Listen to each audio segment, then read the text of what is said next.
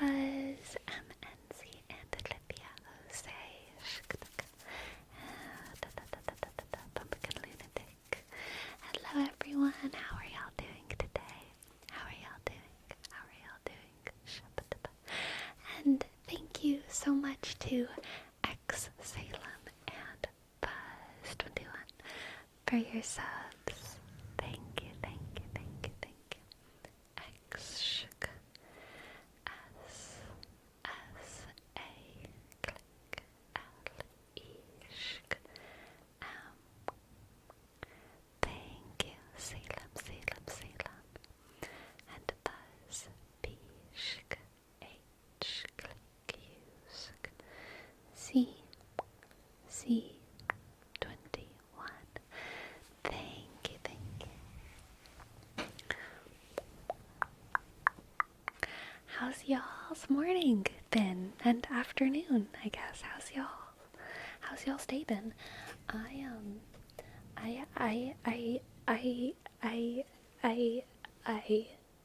I let my coffee get cold, and then I was like, I want to put it in the microwave for a minute. But then I accidentally put it in the microwave for 10 minutes. which is a lot more than 1 minute. I was like, why is this minute taking so long? And so it's really hot. It's been cooling off for like another 10 minutes, like 15 minutes almost. So, but it's still steaming. But it's kind of nice because I just keep putting it right up against my chest. And it's nice and warm. Did you wait the 10 minutes? I didn't. I think I caught it when it was like around 3 or 4 minutes, but it was still way too long for just a little mug. How do you put something in 10 minutes on the microwave by mistake? I mean, 10 is only one more zero than 1, so I just did, usually when I put something in the microwave for 1 minute, I just hit 100 start, but I obviously just hit 1000 start. You know what I mean? Like, it was an extra zero. An extra zero moment. Don't you press 30 twice? No. Ew, disgusting.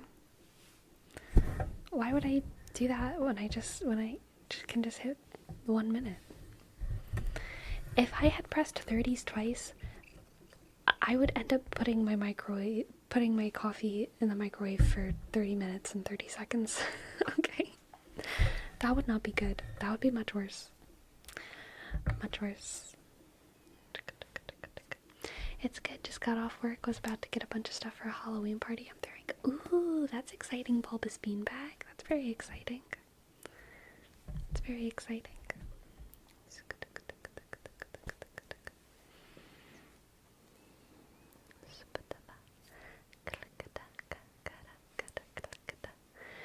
Are you much of a coffee person or a tea person? I am very picky with tea. I do decaf coffee. I used to drink normal coffee, but I don't anymore. I drink decaf coffee, and then I don't like caffeinated tea. I like caffeinated coffee, like it tastes good to me, but I just don't want to drink them, because the main reason I drink warm drinks is for the taste and for the warmth. Like, that's my favorite thing. Caffeinated coffee tastes great to me, and it's warming, and I enjoy it, but I didn't want to be drinking that much caffeine, so I started drinking decaf. But with tea, caffeinated tea actually makes me feel really nauseous. Green tea, black tea, chai tea, which is black tea, they make me feel nauseous. So the only teas that I can drink without feeling nauseous, yeah, matcha makes me feel nauseous. The only teas that I can feel without getting nauseous are herbal teas. So I like lavender, I like mint, I like licorice, throat coat, ginger teas, I like those. But caffeinated teas make my stomach very upset. Do you have a favorite coffee? No, I'm like I'm like a gas station coffee girly. I don't care. I'm not a coffee elitist. Earl Grey, yeah, makes me nauseous. Do you like sugar in your coffee or no sugar? No sugar. No sugar. No sugar. Personally.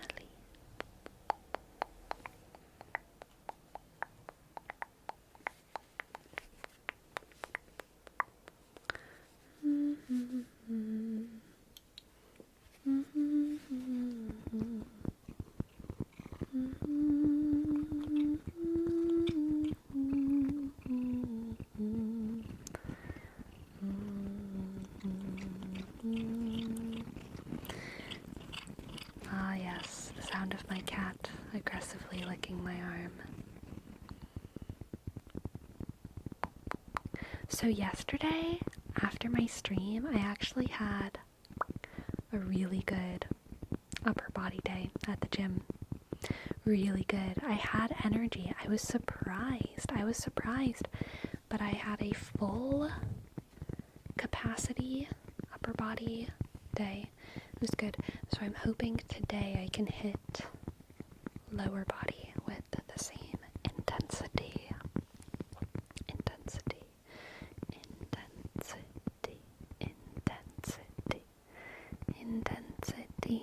Any personal bests? No.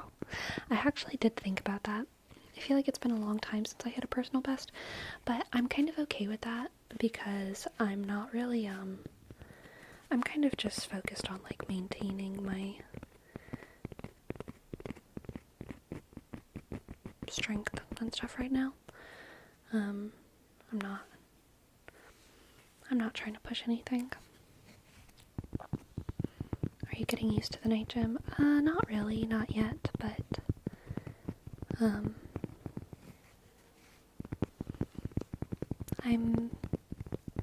I guess I'm getting used to it, but I am not used to it.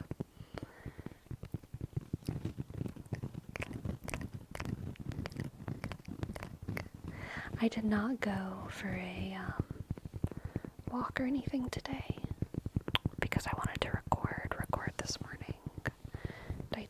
I recorded.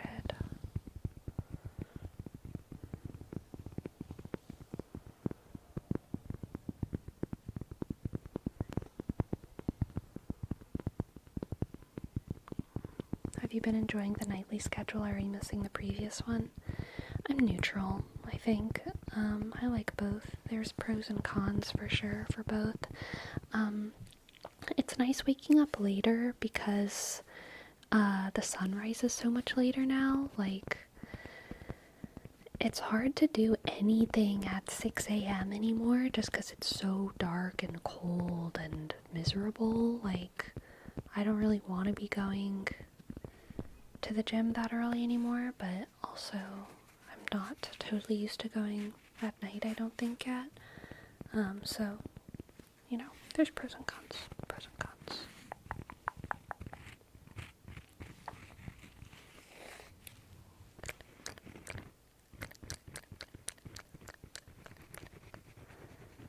Daylight saving is coming soon, right?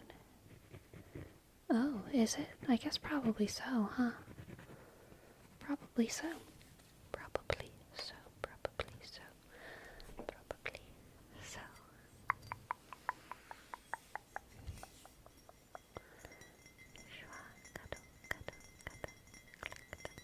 Do you like scary movies? Yes. If they're good.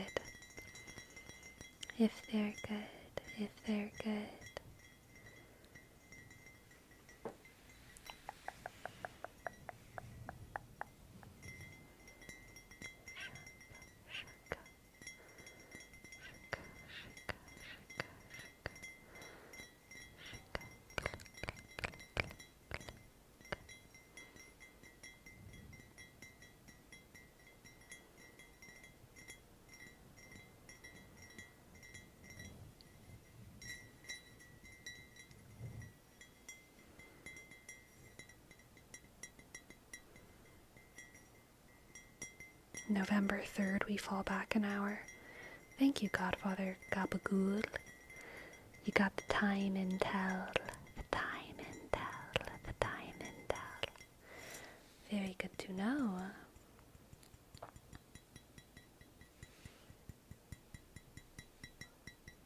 Dude, can you imagine if the time changed on election day? I feel like that would be a psyop. I feel like that would be like an anti-voting operation. Time change on election day. Because the election's November 5th, right? November 5th? That would be funny. But evil. But funny. It would be funny, right? It would be funny, but bad.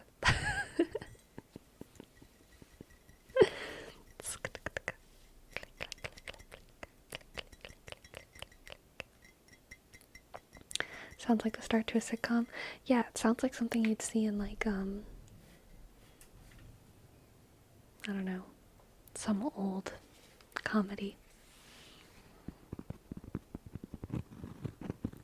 How I Became President Due to a Time Change. That sounds like the name of a weird anime.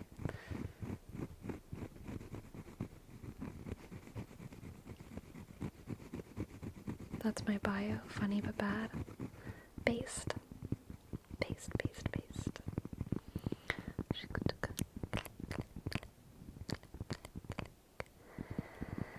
How I Became President Due to a Time Change in Another World. Yes.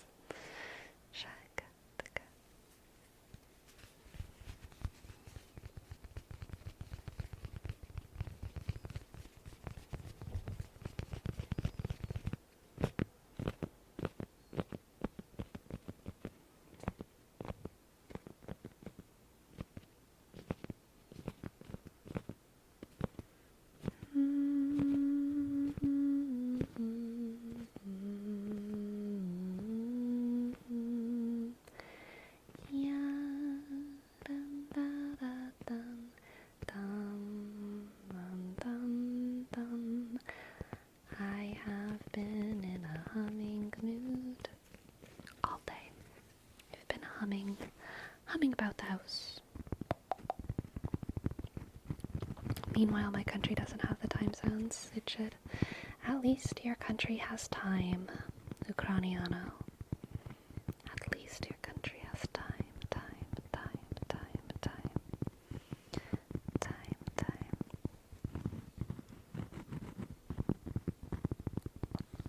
Voting ads have been going crazy. I've been getting spammed with this. I can't even vote for US president. Dude, I am lucky. I don't get election ads on YouTube. I do get political ads. I get a lot of Gaza ads for supporting Gaza, which always strikes me as so sketchy, okay?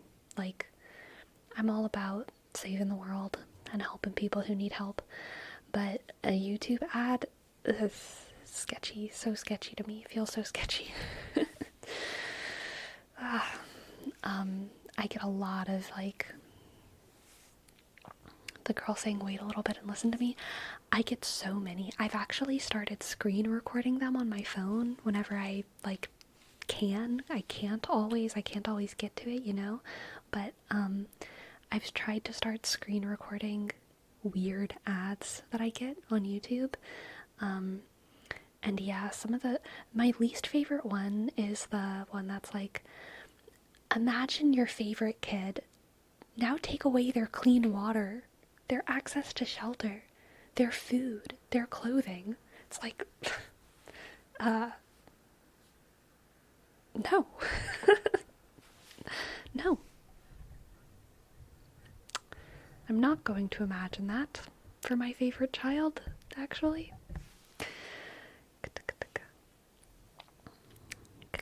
There's our 7 states being flooded with political ads right now.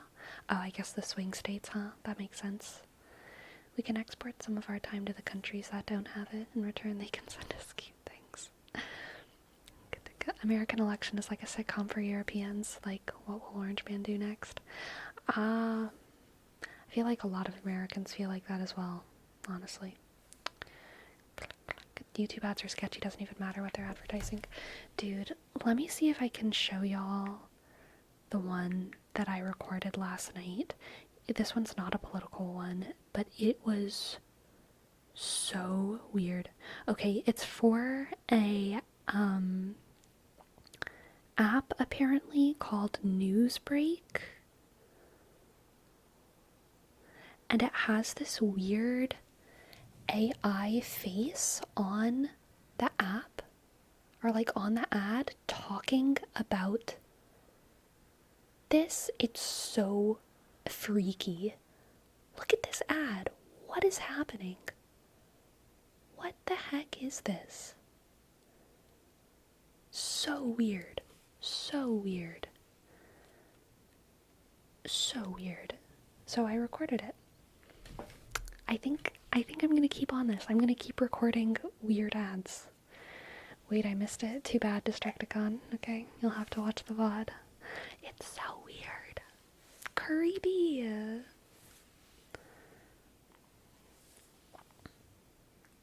Oh, I used to get that one a lot. I never knew what it was. Last night was the first time I got it.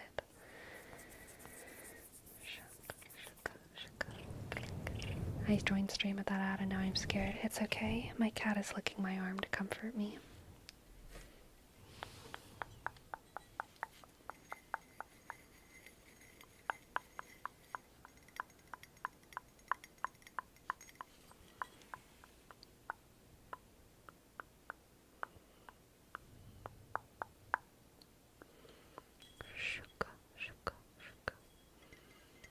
I've been getting a lot of one about rating my shipment fees across the world. Interesting. I get a lot of weird, like financial ones too. You know, like, I found the secret to making $12,000 a month remotely on my computer. Don't you want to hear about how I did it? I get a lot of those. And I also get a lot of fitness, like random fitness stuff. I get a lot of dude ads too. YouTube has no idea who I am, okay? YouTube has no idea. Because like I said, I don't get like directly political electoral ads, but I get political issue ads from like across the spectrum. But then I also get like boy ads and I get girl ads. I get like mom ads, you know, for like laundry detergents and photo albums and diapers and things like that. But then I also get like ads for like men's like t-shirts. Like, do you have a dad bod? This shirt will make your belly look good. Like, great. Just what I need, YouTube. Thank you. The fake mobile game ads, I actually don't get too much of the mobile game ads, thank God. I've seen them though, and they always look so weird to me. Do you get the V something gym guy ad? I think so. I think I do. I definitely get the true classic ads. Pumpkin Lunatic, definitely. It's not for you, it's for your husband. Ooh, CEO. You know what? You might be right. YouTube might be trying to, you know, get YouTube presents for my husband. That's hilarious.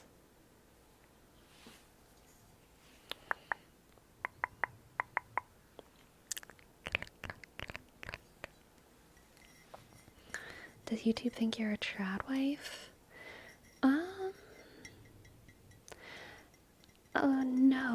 No, because I get too many of those, like, financial ads, but they might think that I'm, like, one of those, like, wives that works at home, you know what I mean?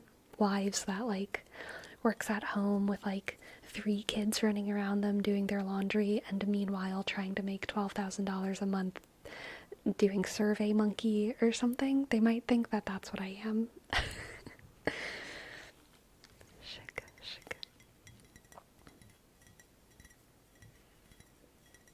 The fake mobile game ads always frustrate me because I feel like they play that on purpose just to make me say I can do better. Maybe so. Maybe. How many Stanley cups do you have piled up in your laundry room? I don't know what a Stanley cup is. What's a Stanley cup? That sounds familiar. I feel like I should know what a Stanley cup is. All I can think about right now is the Triwizard Tournament.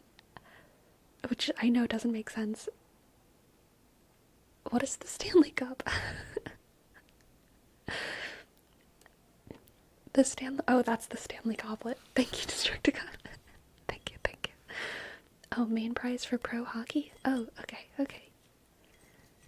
Okay.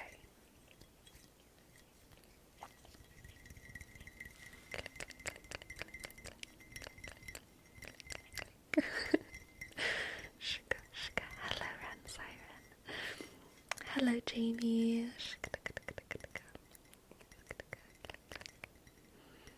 It's also a brand of water bottle with a straw that sticks out. That's what I'm thinking of. That is a Stanley Cup. That's what I'm thinking of. Okay. Yes, the Mormon woman essential. Mormon women are at the front of white woman American culture. And this is a neutral fact, but it is a true one. It is neither good nor bad, but it is a true fact. And I don't think anyone can deny it. Utah Mormon women are in charge, alright? They are in charge of how we're flavoring our water, what bags we're shoving our, I don't know, whatever the heck women are shoving in their bags in.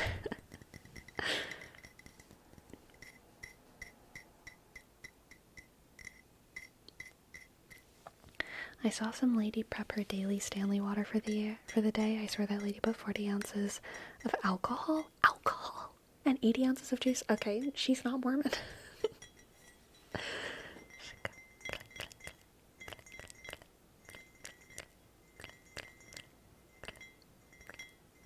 Have you had those cups that make water flavored? No, I like water. I like water. I like the taste of water. I feel like flavored water would be gross to me. So I am utterly uninterested in flavoring my water, okay? The only flavored water I want is fruit juice. And by that I mean like not flavored. I mean like actually flavored by nature with sugar and phytonutrients. Just like a slice of lemon in your water? No. Like lemonade. Except I don't like lemonade, but like orange juice. You know what I'm saying? But not melon juice. For Rome, I never said I don't like melon juice. I just said I prefer lemons. And they don't really sell melon juice in America.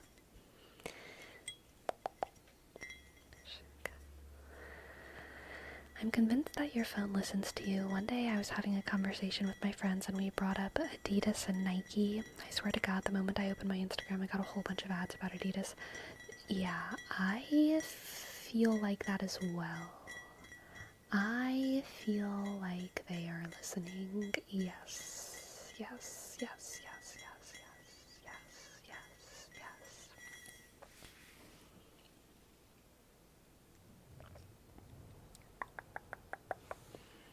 I had a taste of lukewarm Dasani one time, and I have vowed to never touch a Dasani again, or lukewarm water. Ice water for the win.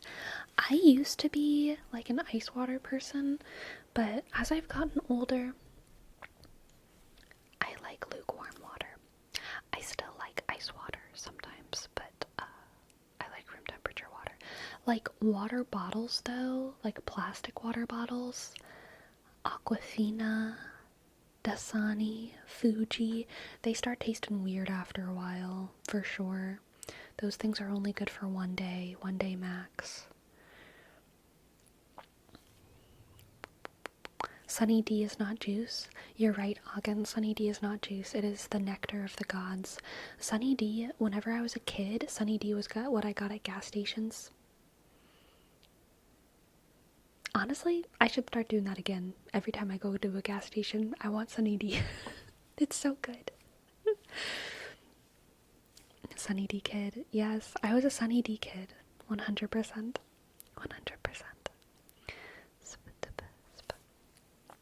A couple days ago, YouTube recommended me a Love is Blind Habibi highlight reel. Ah, they're listening.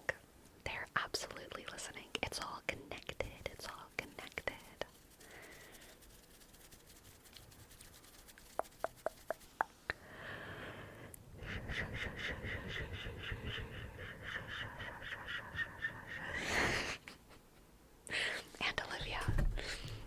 too far, too far. Like, I used to love it when Lunchables had Sunny D, and then they changed to Capri Sun. Dude, Capri Sun is so mid compared to Sunny D. So mid. But it's okay. Have y'all seen Nara Smith make her own Capri Sun? No, I have not. I have not. Whenever I was a kid, I really struggled with punching a straw through anything that I was supposed to punch a straw through. So, little box juices or Capri Sun. And my school also had bag milk. Do y'all remember the bag milk? I think we've talked about the bag milk before on stream in like early 2000s US school lunches. But we had like milk that came in a bag and you had to like stab it with the straw, and it was so hard. It was humiliating. It was humiliating to be one of the kids who popped your milk, because they would not give you another milk, and milk would just get all over your food, and then you would just go hungry or eat your milky pasta. chocolate milky pasta.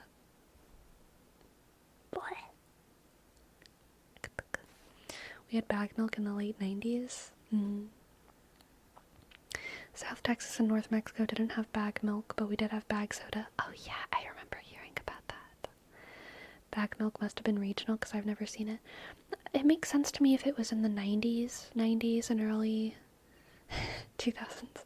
Popped milk is a cursed phrase. That's honestly fair about fungus, but fungus is also a little bit of a cursed name, so takes one to know one. Butt fungus.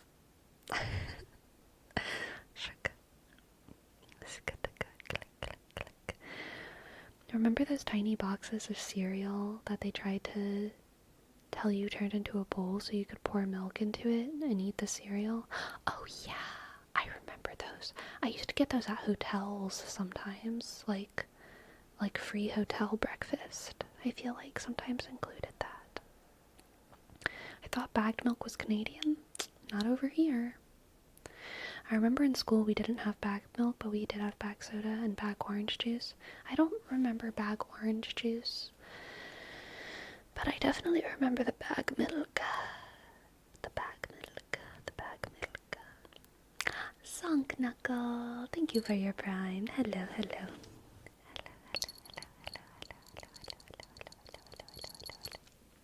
See?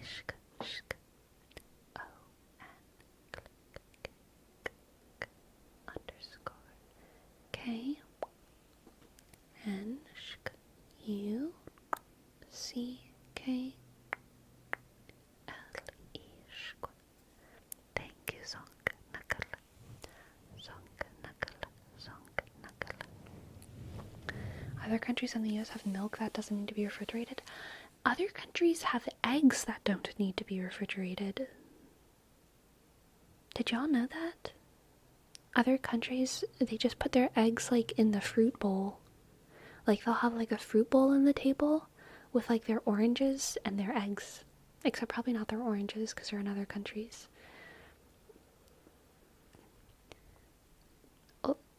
Orangenos. Orangeolios. What is your table fruit in other countries? Y'all have apples, I know, in other countries. What do you just like keep on a bowl in the table? Probably bananas, right? I need everyone in chat to say what country they're from and what fruit is like normally just in a bowl. Out. You know what I mean? Mexico is the same as the US in fruit bowls, okay? Bananas, apples, oranges. Yeah, I feel like that's very US. Bananas, apples, oranges. UK, apples and bananas. USA, bananas. Ireland, oranges. Good. Germany, no fruit. Ah. Schlecht. How do I say bad fact? Bad fact. I know schlecht is bad, right? But I don't know how to say fact in German. or like bad thing that I just learned. Bad fact. That's a bad fact. How do I say that in German? Schlecht fact. Schlecht fact. Schlecht fact. Schlecht. Schlecht. Schlecht. Schlecht. Schlecht. Schlechter Fakt. Schlechter Fakt. Schlechter Fakt. Unfun Fact. Schlechter Fakt. Schlechter Fakt.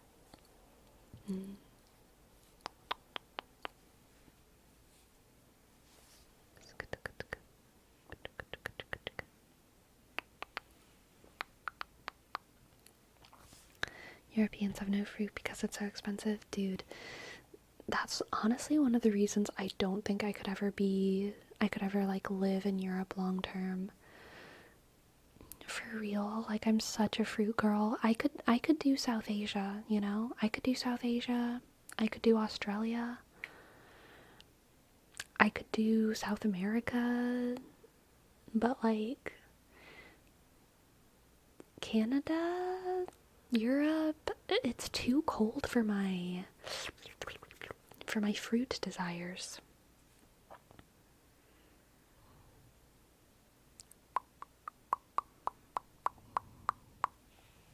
My mom keeps apples in the fridge, but I prefer having them in a bowl outside it. I like to keep my apples in the fridge. I really only put them in the bowl, like, if I'm not planning on eating them, like, now, you know what I mean? But, like, I like a cold apple. I like a cold apple. Yum.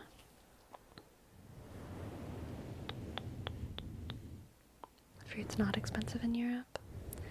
Well, I'm getting mixed messages here. I keep bread or bananas in the bowl, but I won't tell you my country. That's fair. I put my bread in the fridge because I don't eat it fast enough. So if I put it in the fridge, it's better. Because I don't want it to go stale. Sometimes I put it in the freezer, even. I freeze my bread. But a lot of times I just refrigerate it. It does keep longer if you keep it in the fridge. Yep. Shuka, tuka, tuka, tuka, tuka, tuka, tuka.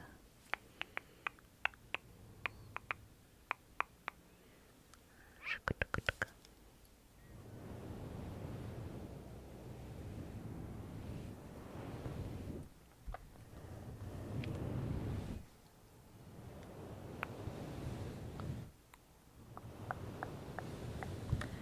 Ever think about how when you shorten refrigerator to fridge, there's a D in the middle that comes out of nowhere? Now I do. Now I will forever. Fridge. Fridge. Fridge. Fridge. How fun. Click, click, click, click. What fruit are you having in the fridge? I like to have strawberries, grapes, sometimes cherries. I'm on it, like, I love fruit, but I really stick to what's on sale. So, like, I don't actually have that much variety. I very, very rarely buy berries. Like, I mean, almost never buy like, strawberries, blueberries, only if there's, like, a crazy sale. But I buy melons during the summer, and then I buy apples and grapes fairly regularly. Sometimes there's plum sales, and I'll get, like, plums or apricots. Or sometimes there's pear sales, and I'll get pear. But, like, I kind of stick to what's on sale.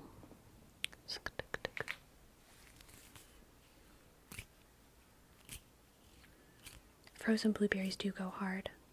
Absolutely.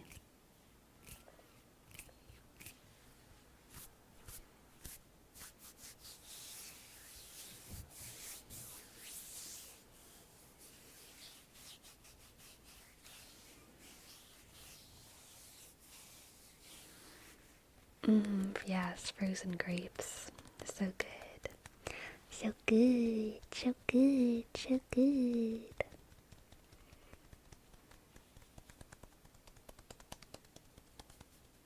What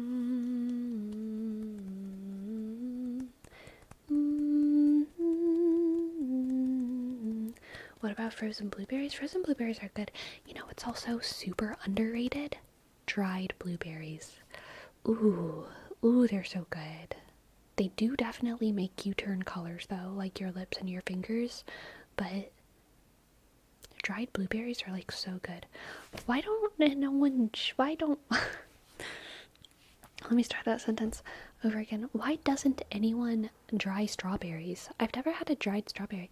I've had dehydrated strawberries, but I've never had like a raisin strawberry, like a dried strawberry. Why don't they do that? Dried apricots are delicious. Prunes are delicious. Figs, dried blueberries. But I've never had a dried strawberry. Oh, I like dried mango a lot as well, zonk knuckle, for sure. Why do you want to deprive the strawberries of water? So that I can consume more of them. Okay. More strawberry. Dried mango is some of the best dried fruit. Dehydrated. That's not what I want to say, actually. Freeze-dried. There we go. I've had freeze-dried strawberries and they're great, but I've never had dried strawberries. But freeze-dried banana goes so hard. Oh my god. Also dried banana when it's like chewy. They used to sell dried banana bags at Trader Joe's. I don't think they do it anymore. I haven't seen them in like years. But god, those were so good. I don't like banana chips that much. They like take away my favorite part of the banana. But dried banana is like chewy and sweet and delicious, and freeze-dried banana is delicious as well.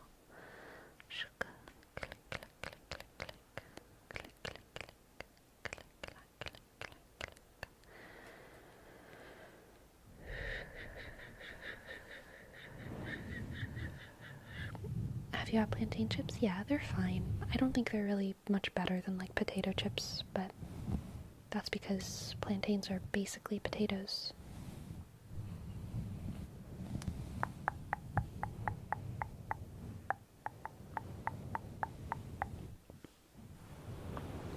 They are. I mean, when it comes to cooking, I think, yeah, like plantains are, when it comes to their flavor profile and their texture and like actually how you cook them, I would say they are almost identical to potatoes, but they obviously look very different. They have a different shape and stuff and a different color, but they are like a starchy, they're like a starchy thing that you cook until it tastes good, and it's kind of potato-y. They taste pretty potato-y.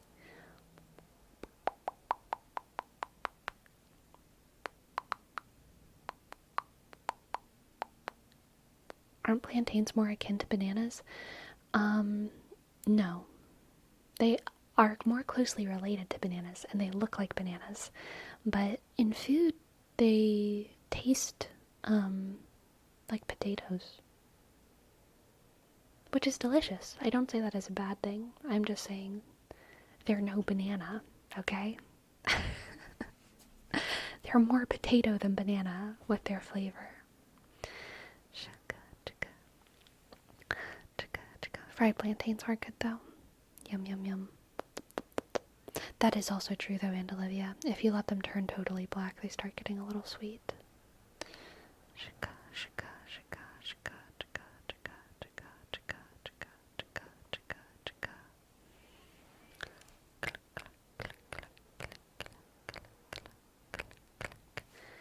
Yeah, they're bigger than bananas and more potatoey than bananas.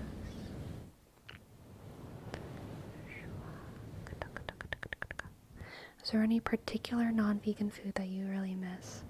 I've said it before, and I'll say it again. Eggs. Eggs. Eggs are the only thing I miss. Sincerely. God, I want an egg.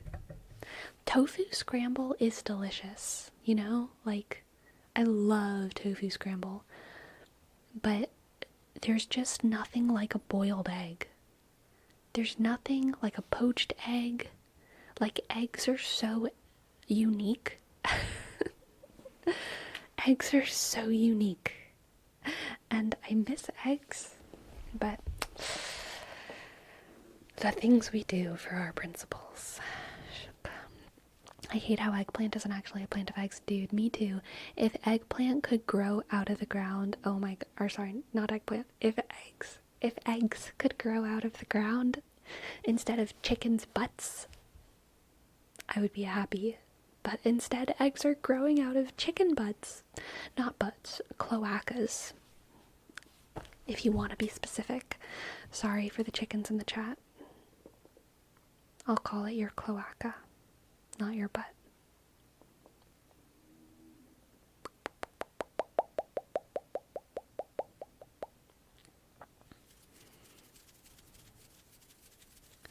Shuka, shuka, shuka.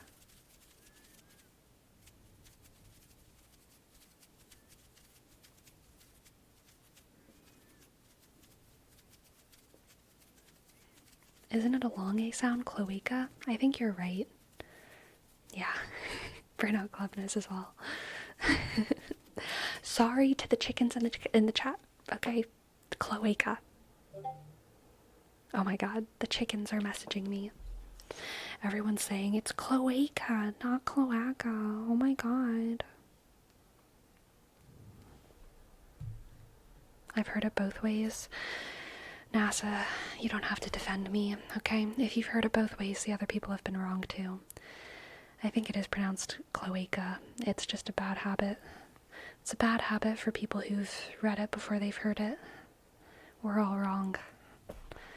Cloaca. Cloaca. Cloaca.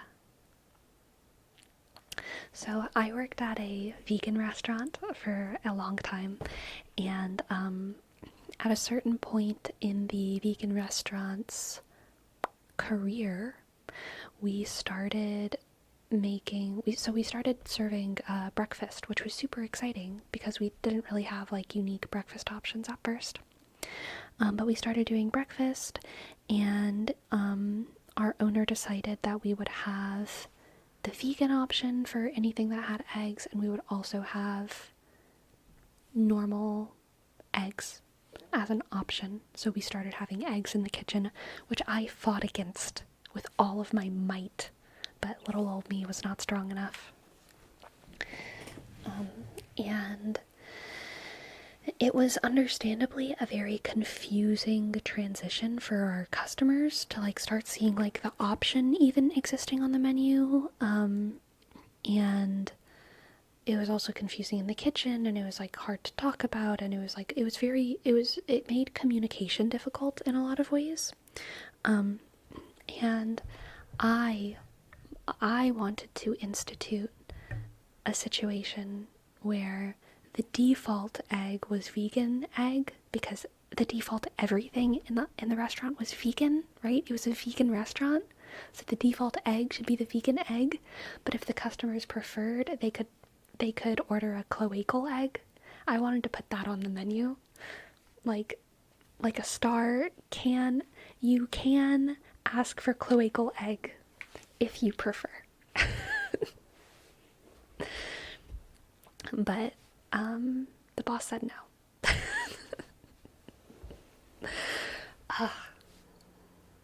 Frustrating. I really did try though. I tried to make our customers have to ask for cloacal egg. Is that the actual term? Well, no, it's not. I mean, it's just, there's eggs and then there's vegan eggs. But I think the default egg in a vegan restaurant should be the vegan egg, right? The tofu scramble, which is like what our vegan eggs are. It was all tofu scramble inside like, tacos and on top of our grits and all that. It was all vegan scramble. Vegan scramble, vegan scramble, vegan scramble, vegan scramble. So that is what we ended up calling it. It was, you could have this dish with either vegan scramble or scrambled egg. But I wanted it to be, you could have this dish with like our house scramble, or cloacal egg scramble.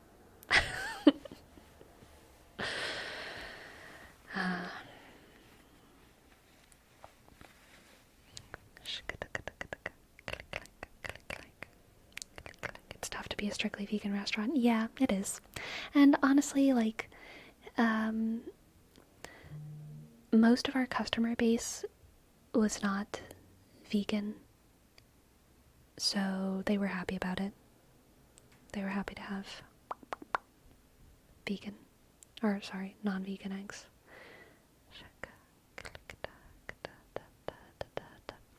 Why was your boss so adamant about adding non-vegan eggs to the vegan menu?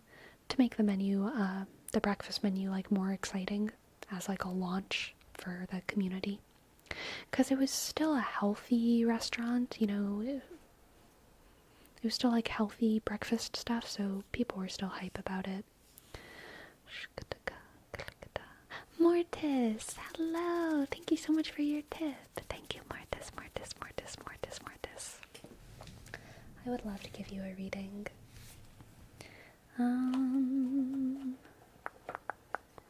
Let's see what the cards have for Mortis. How does a vegan restaurant have a non-vegan client base? By being in Louisiana. There's just not enough vegans. So people who went to the vegan restaurant were open to veganism, friendly to veganism. They wanted to have one vegan meal, you know, or they had a lot of allergies, or they were gluten-free. They come to try, exactly, Galaxy Wanderer. Or they're just like more progressively minded, so they want to support the more progressively minded businesses. But I worked there for around 3 years, and it was like a super formative job for me. But for most of the time that was there, I was the only vegan working there, which is kind of wild.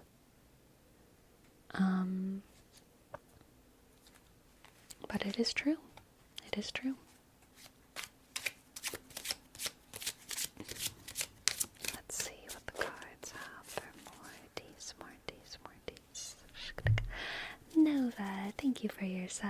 N, click, Oshk, B, A, click, S, H, W. Thank you. And yes, we do try to say cloaca as much as possible on this stream. I'm glad you've noticed and appreciated. Alright, Mortis, for you we have the Two of Pentacles. The Two of Pentacles. The Six of Wands. The Two of Pentacles, the Six of Wands, and the Nine of Wands. Okay, Mortis, I feel like you are being trapped by, maybe trapped isn't the right word. I think you're feeling conflicted, because of people's perception of your, like, talents and potential. I think there's something that you, I think that you have multiple potentials, and one of your sort of potentials, areas of success, areas of being impressive, is something that a lot of people like applaud and affirm and are like, yes, good job, Mortis, you are such an incredible painter. I can't wait to see you go to painting school. You will have your paintings hung in the Louvre next to the Mona Lisa, because you're such a good painter. Clap, clap, clap, clap, clap, clap. They all Dumbledore clap for you, right? And you are like, I love painting. I've loved painting my whole life. I have painted my whole life. I could easily paint the Mona Lisa. I could one-up the Mona Lisa even, perhaps, and I would have a good time doing it, but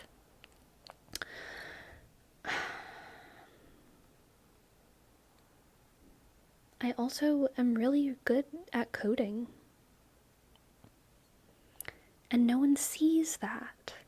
But I am really good at it. And I wonder what my world would be like if I pursued this other thing that I know I have a great potential in. And that's the conflict. It's like you're very good at two things, and one of those things is getting you a lot of praise, and the other one isn't. Good at what? Coding. Coding. I don't know, CSS? What are the other ones called? Java? CSS? Java? The pixel art? Beep boop, beep beep boop boop boop boop boop. Python? Sure. C sharp? Yeah. C++? Oh god. C++? Is that different from CSS? What's CSS? Is CSS even coding? Did I just make that up? I don't know. Yes.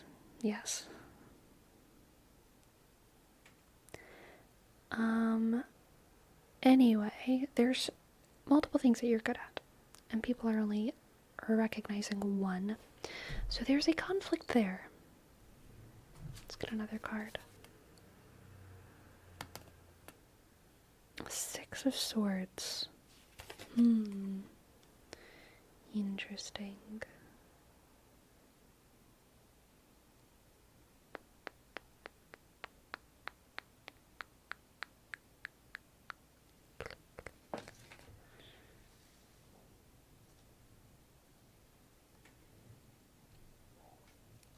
Let's get your oracle card too.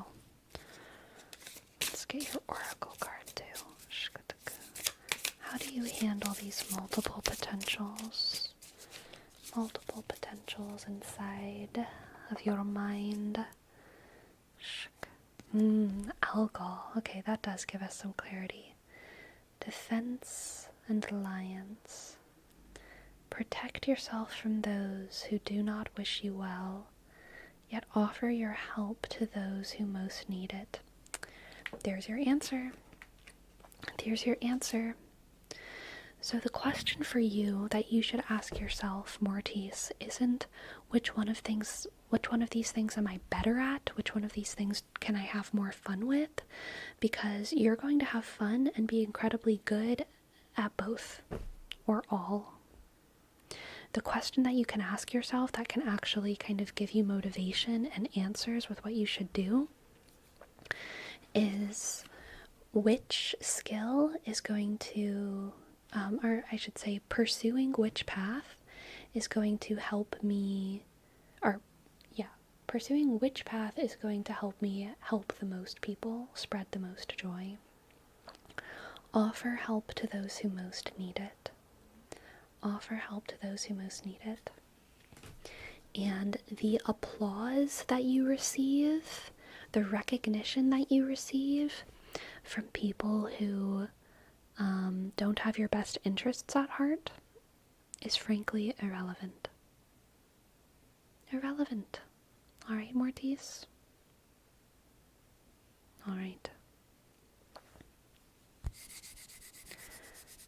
Thank you for letting me read for you. I hope that resonated, and I hope that you enjoyed. Thank you very much. Mortis. Mortis.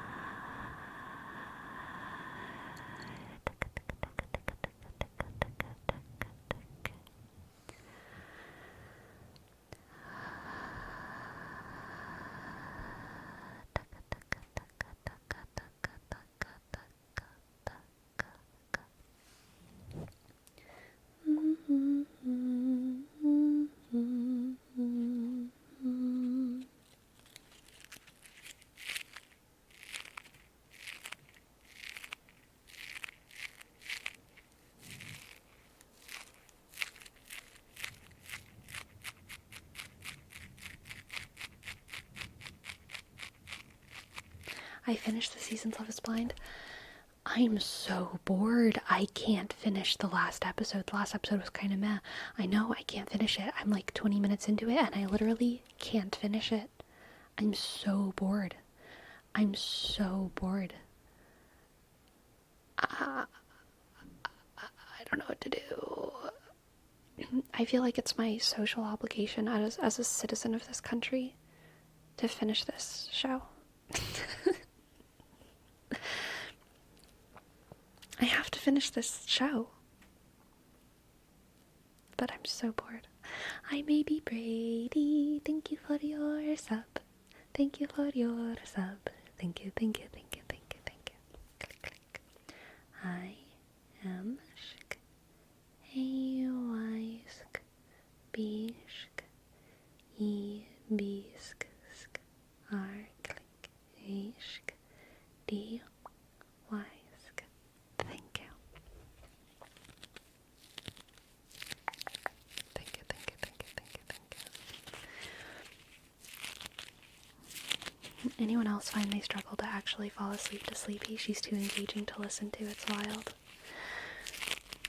Listen, Salty, if you want to spread hate, then you can go do that somewhere else. Okay? I will not tolerate. Thank you. Thank you, thank you, thank you. I'll try to be more boring for you.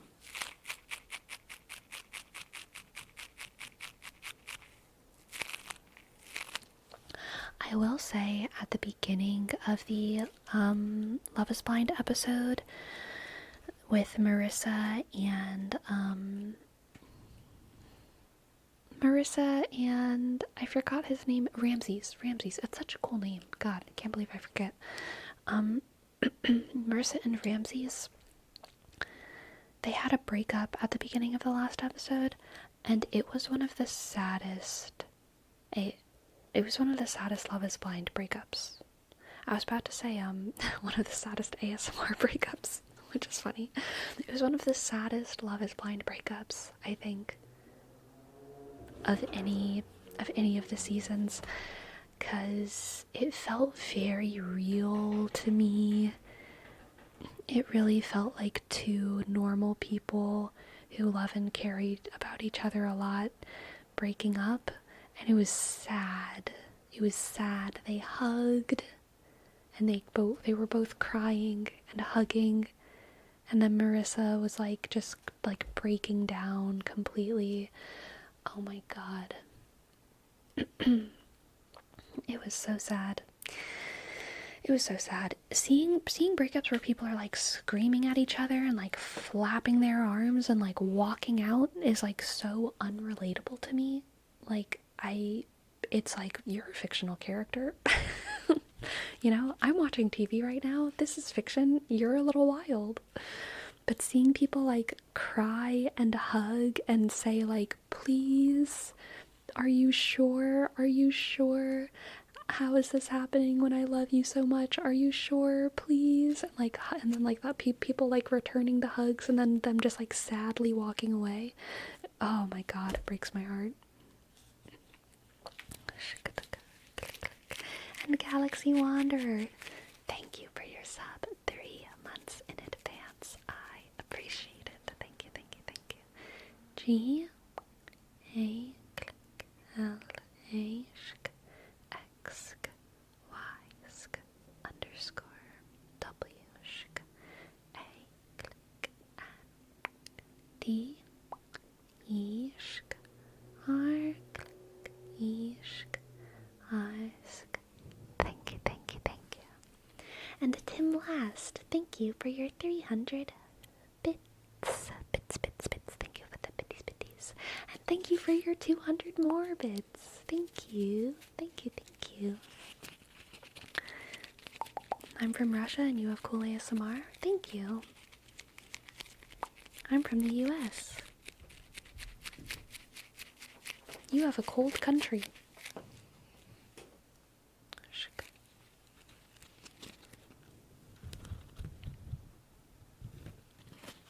What's in the fruit bowls of Russia? What do you keep in the fruit bowls in Russia? Templars. Thank you for gifting 2 subs. Thank you, thank you. Thank you so much. Thank you so much. Tishk I dot M underscore L-A-shk S-T-shk 1 2 shk 3 shk. Thank you so much. I think it's supposed to go this way, isn't it? There we go. 3 click. Thank you, thank you, thank you, thank you, thank you, thank you. How many subs to put Crazy in a Halloween costume? No one can buy me torturing my cat. Sorry. I'm sorry, Salty.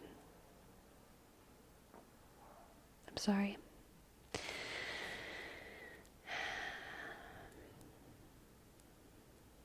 Crazy is a nudist. She is. What about 3 subs? I mean, look, subs make me and my cat happy.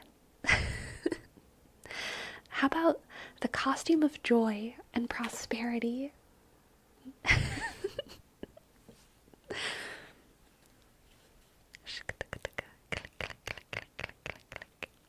You go in French in past time?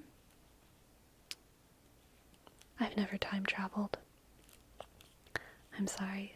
I feel like I keep upsetting Sleepy lately with my messages. Salty, it's okay. I'm sometimes mean. I don't mean it personally, truly.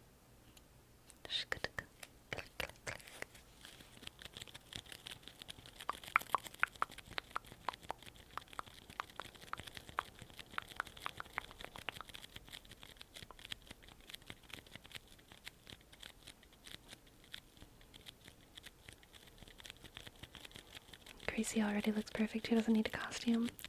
Honestly, her costume is like, her is exactly who she is. If y'all saw her true form, none of us would be able to handle it, I don't think. Tim Last, thank you so much for gifting 5 subs. Thank you. Thank you. Thank you. Thank you. Thank you, Tim Last. T I dot M shk shk underscore L A shk S T click 1 2 shk 3. Thank you. Thank you, thank you, thank you, thank you, thank you, thank you. Just say Crazy's the cloud for Halloween? Yeah. I love calling her my little cloud. My little cloud, my little snowflake, my little rice cake, my little rice ball, my little dust bunny, my little mochi.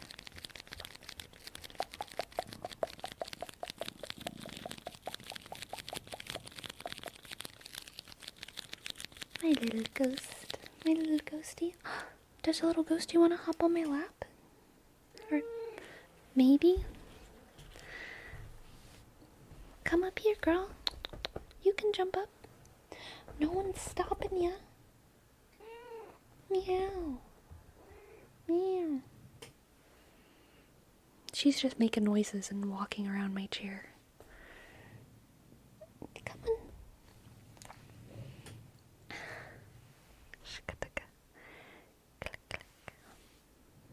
Yes, my little marshmallow. Absolutely. You can jump up here. Stop looking at me like that. Jump. Why? I know you want to be on my lap right now. Just jump. Okay. She will not jump, but I will pick her up.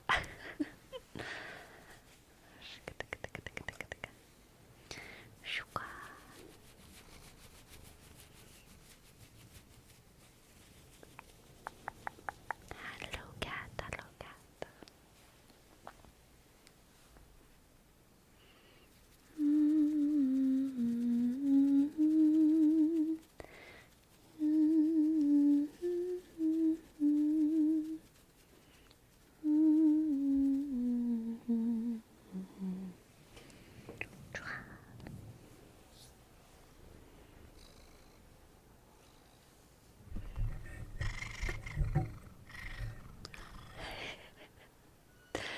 She's, doing her mic worshipping, microphone worshipping, rituals. How often do you change your letterbox? Like once a day? Probably. Scoop it out, clean it up.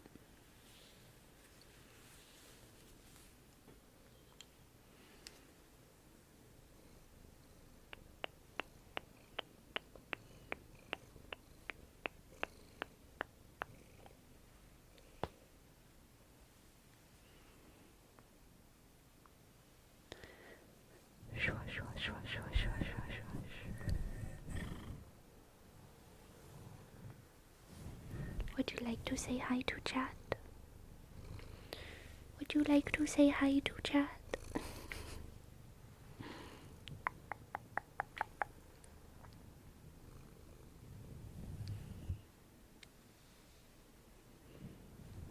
She doesn't care about chat at all. Her paw is stuck in the microphone though.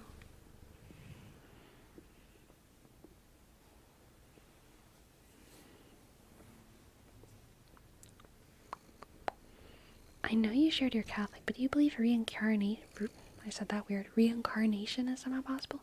I do not believe in reincarnation. No.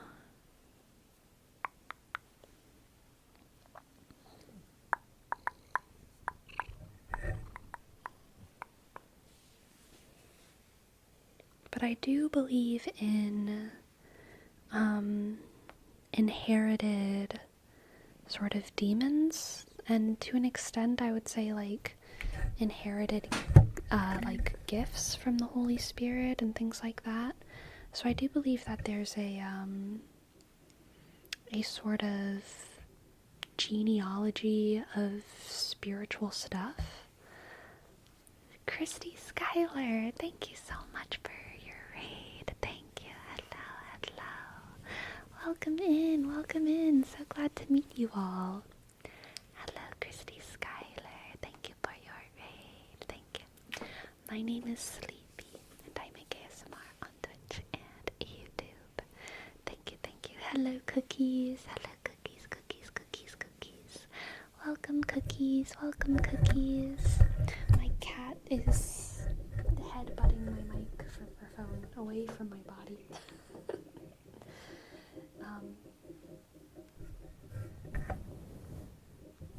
I will try to maintain control. Hello.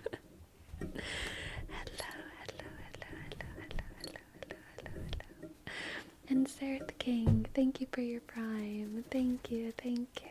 X, click, E, A, R, shk, D, H, K, I, dot, N, shk, G, shk. Thank you. The cat wants in, always. Now, she just ran away, though. So she's gone now. Click, click.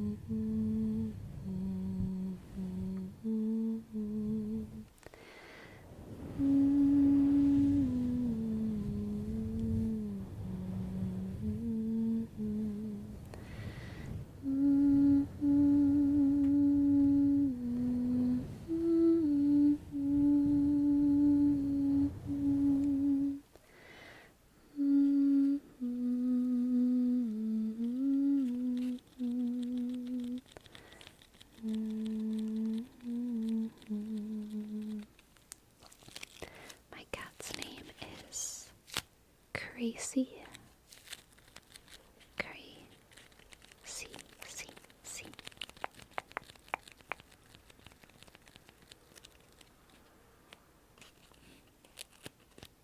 Hello, Linoe. Crawfish. Yum.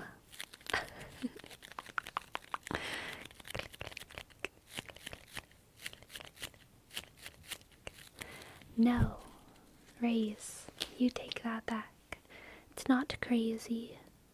I like to compare it to Gracie or Craisins, or just say her name, Crazy. Are you aware of the squishy cat? Yes. Squishy cat, squishy cat, squishy cat, squishy cat.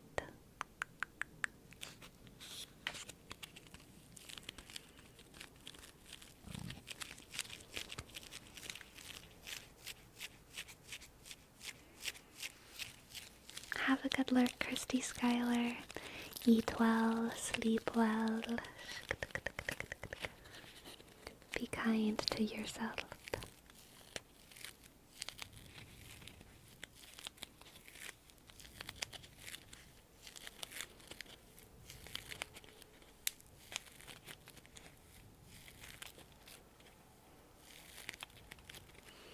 My intuition is for Jesus to have been both so wise and full of love.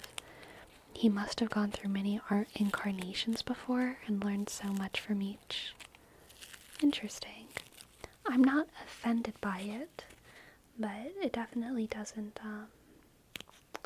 match my belief system.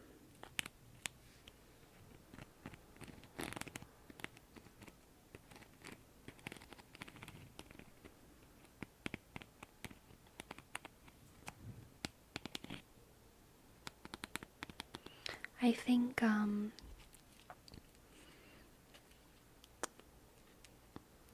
part of the significance of Jesus as a figure is that he is fully human, and by that he is, or in that regard, he is just like us. He's not someone who has sort of an unattainable amount of empathy, morality, decency, kindness. He is also fully God, and there are aspects of Jesus that are unattainable, right? But as far as his humanity goes, he is just like us, which is pretty cool. He's just like us for real. For real. For real, real.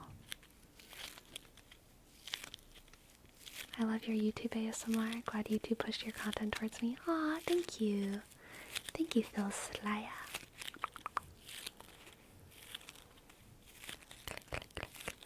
God is good all the time. And all the time, God is good. Oh, did y'all have to say that like 10 million times at like Bible camp and shit? I said that so much. It hurts. Like, it's like very cringy.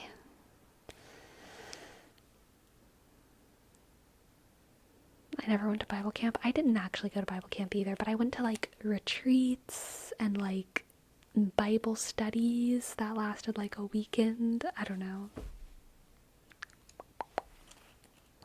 But it was kind of like how like worship leaders would get a group's attention when they were being loud. Like the guy in charge, like usually holding a guitar and being very cool, he would be like, God is good, and everyone would like stop talking and say, all the time.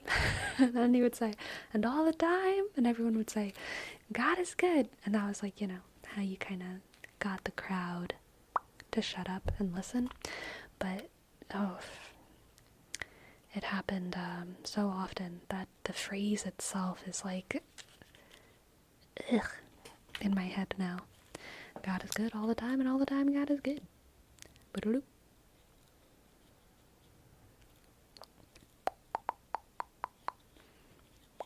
I'm an agnostic Swede. This conversation is very hard to relate to. That's okay. That's okay. Shika, shika, shika, shika, shika, shika, shika, shika, shika, shika, shika. Click, click, click, The closest to retreats I would go to was afternoon youth sessions after math when I went to an evangelical church for a bit. Interesting. One of my best friends was Methodist, and sometimes I would go to Bible study and church services with her, and I did find it very fun and different and interesting. Very fun and different and interesting. Yeah. Yes, Lord, yes, Lord, yes, yes, Lord. Yes, Lord, yes, Lord, yes, yes, Lord. Yes, Lord, yes, Lord, yes, yes, Lord. Amen. Amen. Amen. Amen. I'm pressed but not broke, persecuted, not abandoned. Shut down but not destroyed. I'm blessed beyond this curse, but your promise will endure. That joy is gonna be my strength. Though his sorrow may last through the night, the joy comes in the morning. Yes, Lord, yes, Lord, yes, yes, Lord. Yes, Lord, yes, Lord, yes, yes, Lord. Yes, Lord, yes, Lord, yes, yes, Lord. Amen. Amen. Amen. Amen. God, what a song. Truly a song of all time.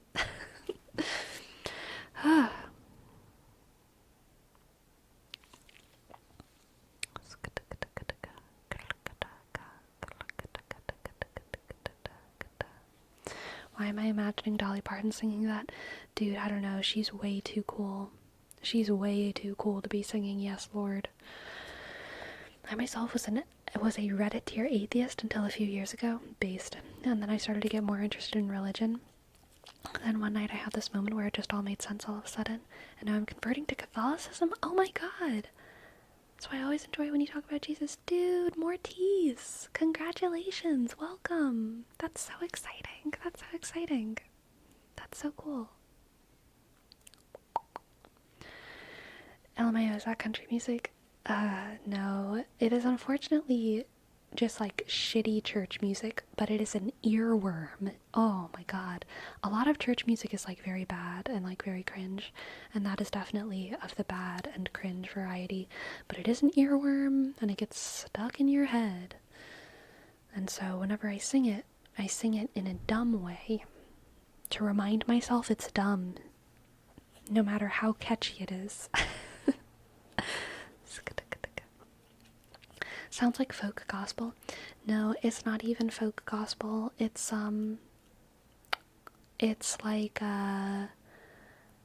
like post-Vatican. I don't know what you call it. Spiritual revival, charismatic, post-Vatican II church music.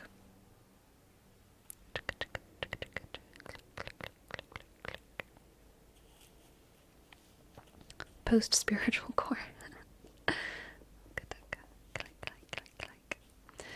Yeah, Novus Ordo Core. Dude, Novus Ordo Core is such a good way to talk about a specific aesthetic of the guitars. Novus Ordo Core. I like that term. Novus Ordo Core. I'm gonna start using it. There's some very ugly Novus Ordo Core churches. I'm not a fan. But you know what? There's still churches and people there are doing good work, but it's definitely not my aesthetic choice. Not my aesthetic choice.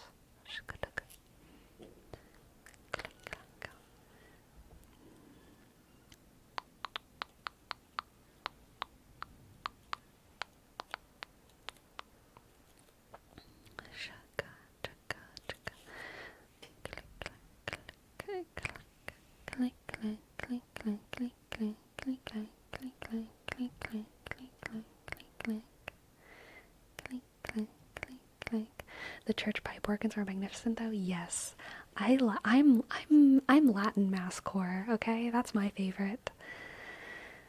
Definitely. I don't know Sufjan Stevens' music, Galaxy Wanderer, so I can't speak to it. And the Pixie video, is the song you sing based on another? If so, what is it called? I love it. No, I wrote it. That is a song that I wrote. I wrote that song. It's a good favorite of mine.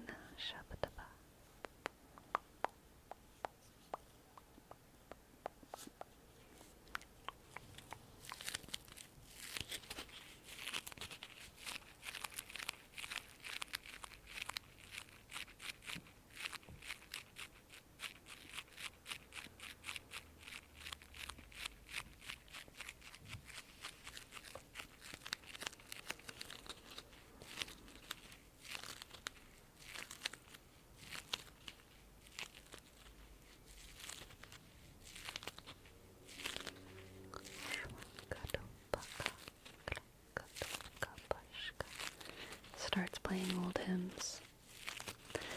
Glory be to the Father, and to the Son, and to the Holy Spirit, as it was in the beginning, is now, and will be forever. Amen. Hallelujah.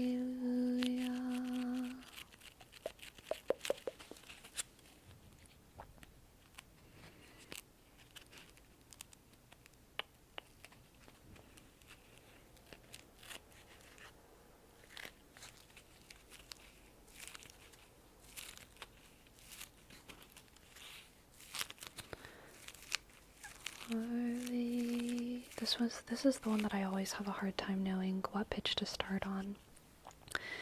Our Lady of prompt succor, make haste help me, thy child.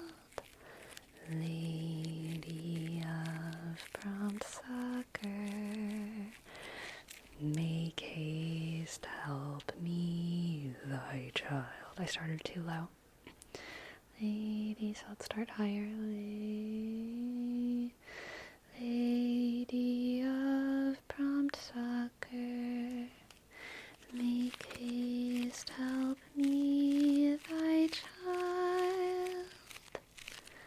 Lady of prompt succor, make haste help me, thy child. It's still so low. Make haste help me, thy child. Lady of prompt succor, make haste help me, thy child. Lady of prompt succor, make haste help me, thy child. Make haste help me, thy child.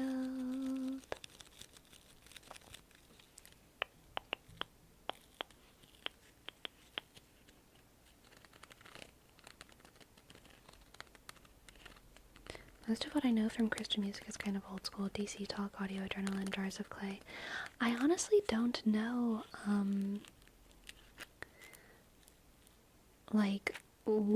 a lot of the Christian songs that I know, I don't know who wrote them, like the old church songs, because I just, sing them in mass, but, I don't know where they come from. I don't know who the writers are.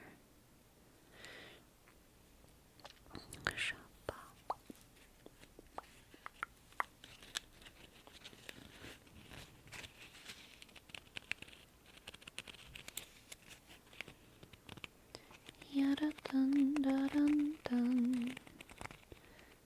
Yada dun da dun dun dun.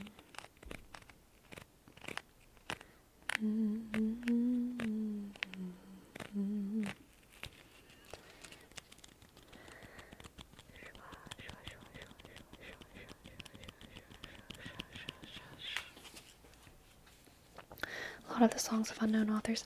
I'm not talking about the old ones though, I'm talking about the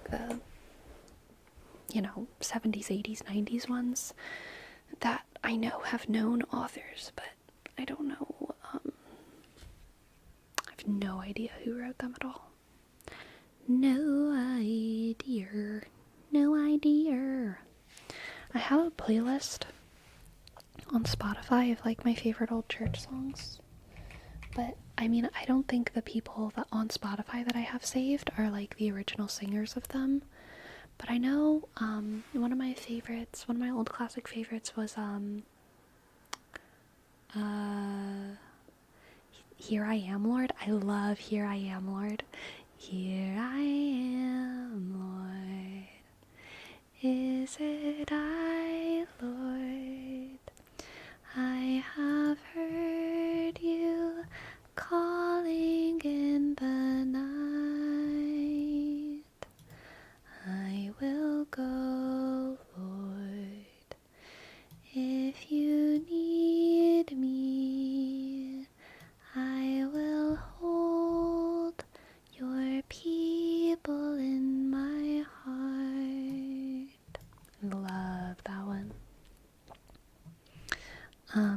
I remember I loved that one. I think in first grade, I loved that song so much, and we didn't have internet where I was growing up, and so I asked my dad to print out the lyrics of that song while he was at work, so that I could have the lyrics of the song like at home, so that I could just sing it in my room.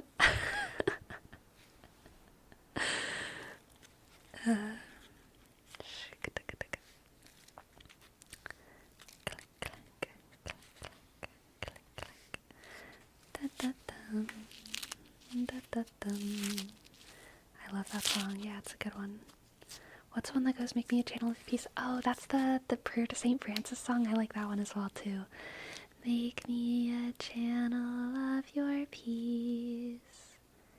Where there is hatred, let me bring your love. Where there is sadness, your pardon, Lord. And where there's doubt, true faith in you. No, Master, grant that I may never seek so much to be consoled as to console, to be understood as to understand, to be loved as to love with all my soul. It's kind of high. It started high. I like a lot of the oh gosh, I Am the Bread of Life. Classic.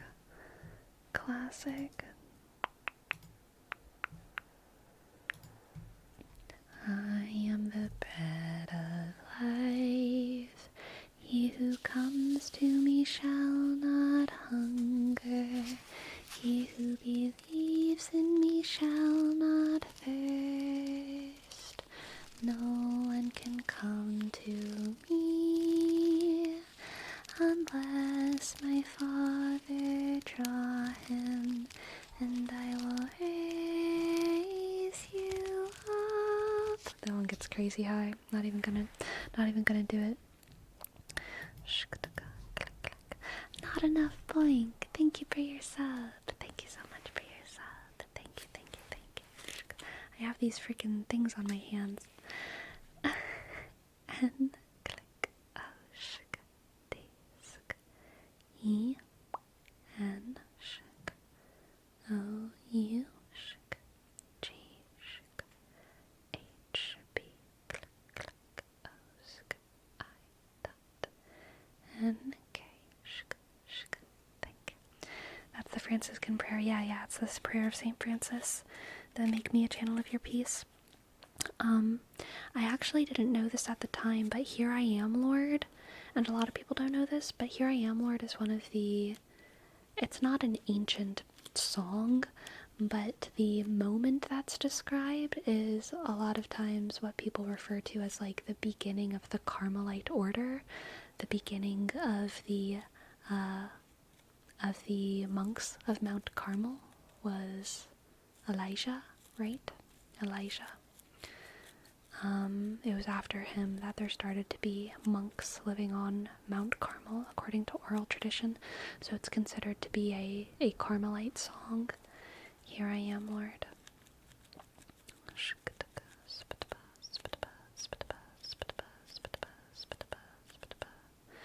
Do you know It Is Well With My Soul? I don't think I do, no. If you watch the movie Call Me By Your Name, he made all the songs. I didn't watch it. I did not watch that, I don't think. Do anyone know what that is? Call Me By Your Name. It sounds familiar. What's that about? No, the anime is Your Name. Call Me By Your Name is something else. I don't know what that is. I'm so sorry. Rock Me Like a Hurricane Lord? Oh, hell yeah. Those ones are fun too. Do the Carmelites make beer? I would say not usually. Usually the Benedictines are the ones who make stuff, but some Carmelites, perhaps.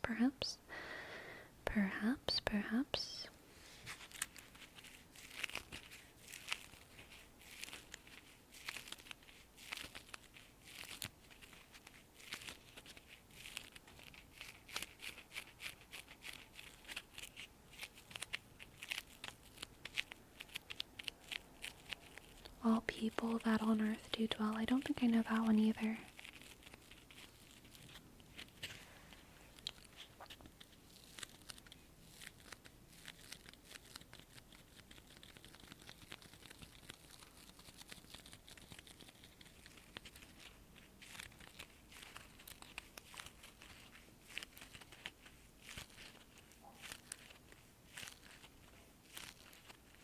Come thou font of every blessing? Is that one the one that's like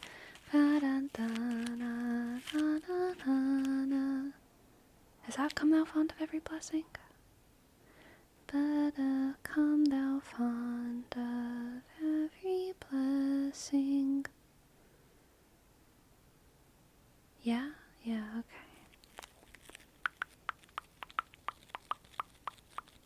I'm not super familiar with that one, but I do know it.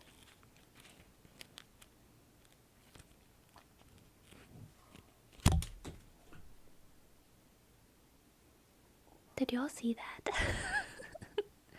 That did not happen like I intended it to happen. I don't even know where the other one went. Oh, there it is. I got it. It did fly. It flew away from me.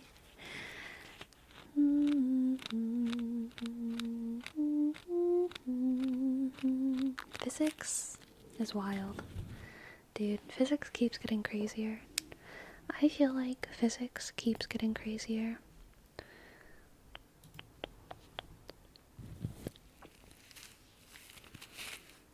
There's so many songs about bread. One bread, one body, one Lord of all.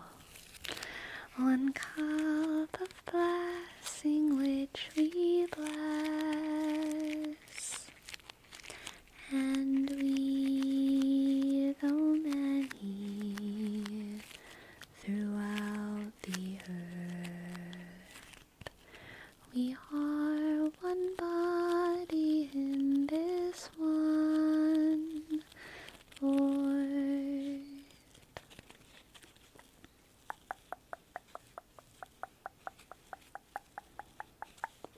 I remember, sorry for the bonk. I remember whenever I was in high school, there was a moment, I think in 9th grade, it might have been sophomore year though, but no, I think it was 9th grade. I think whenever I was in 9th grade, there were a lot of church songs that mentioned Yahweh, and I was in music ministry at the time, which is like church choir basically for school, and there was like a movement within the parish, I guess, to like take Yahweh out of the songs out of respect for Jewish people, because there was like a concern that mentioning Yahweh was offensive, and that lasted like a month. And the funny thing about it is that there was like literally no Jews in my town. So, like, there were no Jewish people to tell us whether or not they were offended. But it was like the bishops and the priests and the teachers, just like the Catholic school teachers, who were like, is this offensive? But we eventually just decided that it wasn't, and we went back to using Yahweh in the songs. But for a while, we were replacing Yahweh with, like, my God or something like that, out of respect. Why would calling God by one of his names be offensive? Yeah, that was the argument against it. It was like, that is God. Like, that's not, like, just a Jewish name for God. Like, that is also, like, what we call God in our Bible. Like, that's not, like, that's, what the heck? And that's why it didn't stick. But there was, yeah, there was, like, a moment. There was a moment.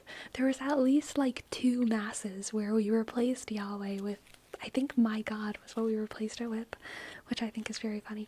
And I think the funniest part about it is that, like, no Jewish people were involved in this decision at all. There were no Jewish people, as far as I know, like, in the whole town. It was just, like, priests, I guess, and teachers who were like, maybe this is bad.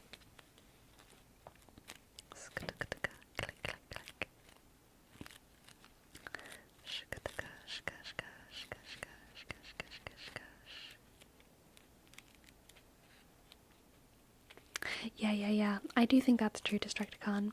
The reason that some people don't do it is because some churches don't pronounce it out of reverence. Instead, they use Adonai. Yeah, that is true. That is true.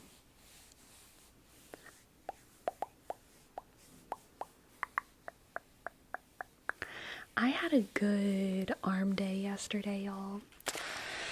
My arms are feeling very appropriately sore. Very appropriately sore. It's like they're not crazy sore, but they hurt just a little bit, which I like. I feel strong. Can you touch your shoulders if you flex? Wait, I don't know. Yeah?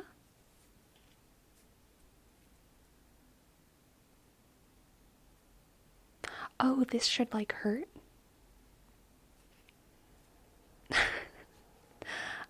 I can't do 20 push-ups. That's too much for me. That's too much. Sleepy Hogan. Rah! Yeah, feeling strong. I'm mostly sore in my biceps. My biceps feel sore, but my shoulders feel a little bit sore. I feel my lats a tiny bit, but not much, which is fine, because I don't care about my lats. When you get a huge pump, you sometimes can't touch your shoulder because you can't bend it enough? What? What? No. What? What do you can't bend it enough? Your elbow? You mean you can't bend your elbow enough? What? That seems impossible. That sounds fake. No, that sounds fake.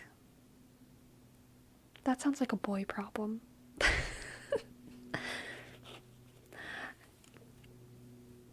You're telling me that if I get buff enough, I can't do this? I'm gonna mess up my chair. My chair is unstable.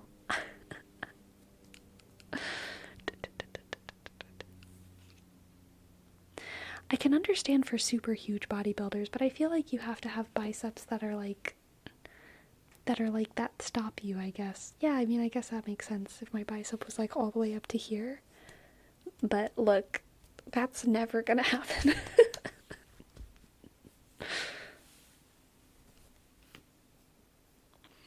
Maybe it's just a finger length problem. Maybe they just have really short fingers. And they're like, ooh, I can't touch my biceps. My fingers are too short. Has anyone ever measured the fingers of bodybuilders?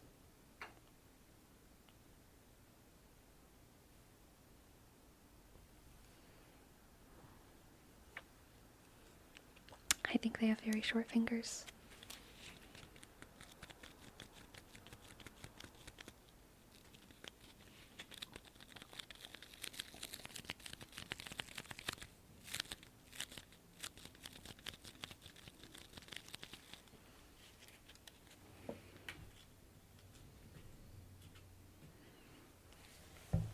ready for a wrist crack?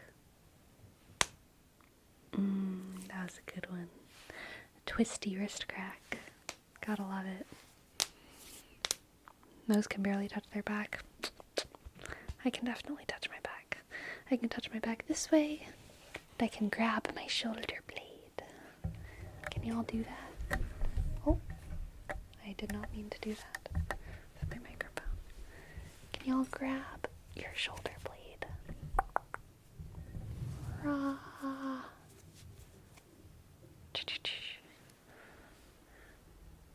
Very fun.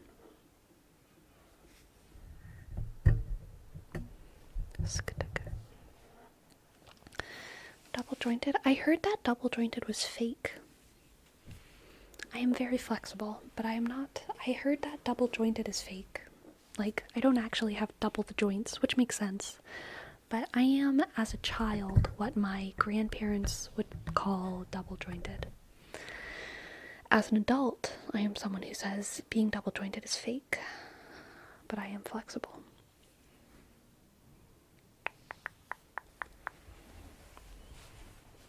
I was watching that medical TikTok on how to increase your height, and there's a surgery you can do where they break your legs and spread them out like half an inch. I've seen that as well. Not that TikTok, but I've heard of that surgery. Ugh. Y'all, it's not worth it, okay? You are beautiful. You are beautiful. You're beautiful just the way you are, alright? You do not need half an inch to be half an inch taller.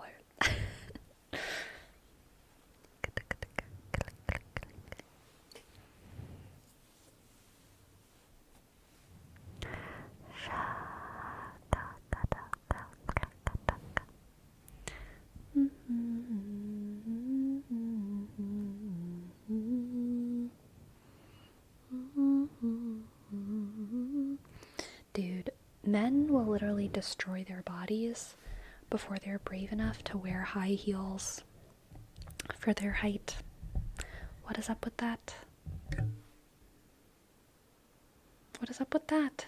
Okay? Put on some heels, babe. It's not hard.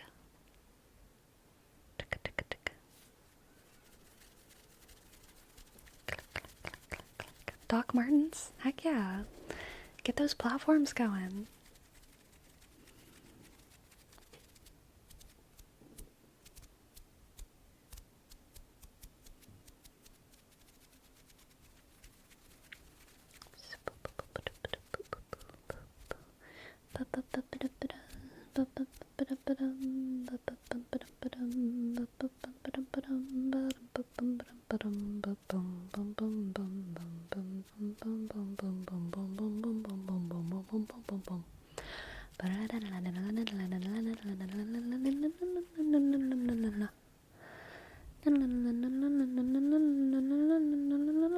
Sorry, that's not a relaxing sound.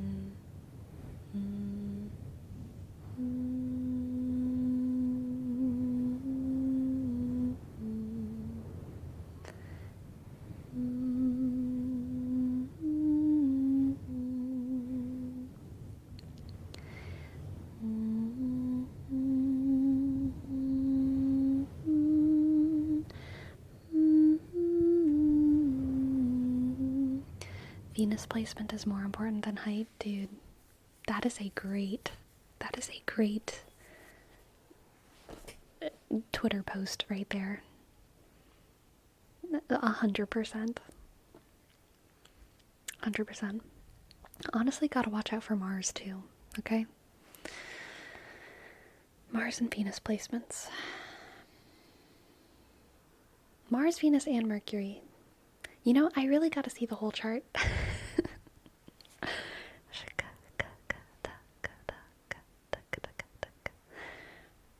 Heels are bullshit. They're an aesthetic carryover from Chinese foot binding, and I hate them. I hate heels too. I hate heels. Platforms I can deal with, but heels suck.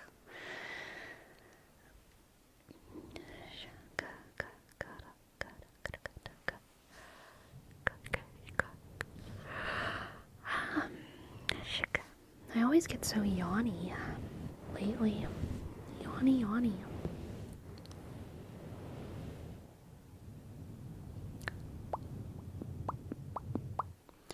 I remember whenever I graduated high school, I said, this will be the last time I wear heels, except for when I'm in theater shows and I have to wear heels for the show.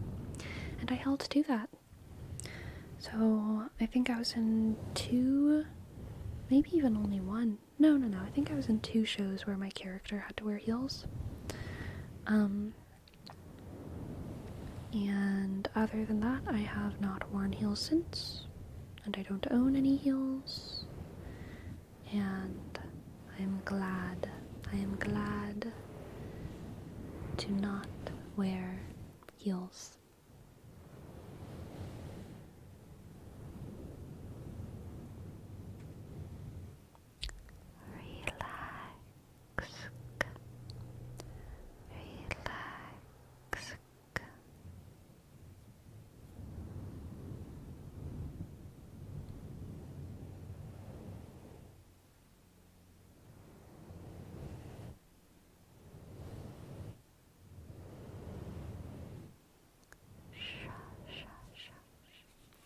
I got a pair of military boots from my dad, and oh boy were they good. Eventually they got so worn I can't wear them anymore because they scratch my heels to the point of bleeding.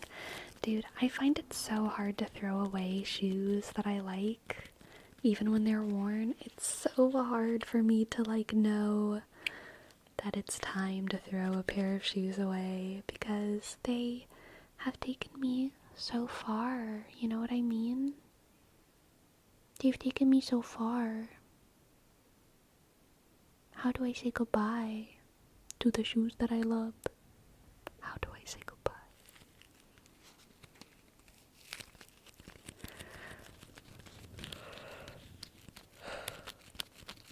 When a pair of shoes gets messed up and worn, they get a second life as yard work shoes. Yeah, absolutely.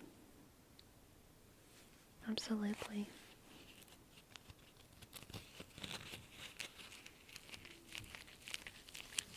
Hello, Nutrix. Welcome in. Welcome in.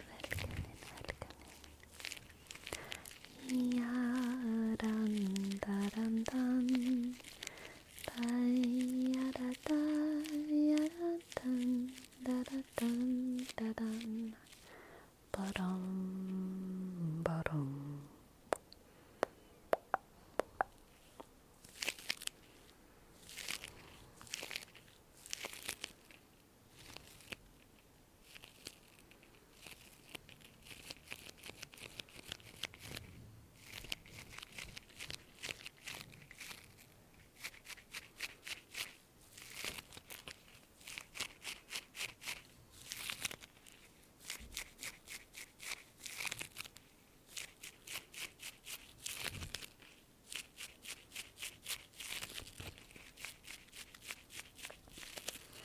Why is Mars important for romantic relationships? Is it more about action?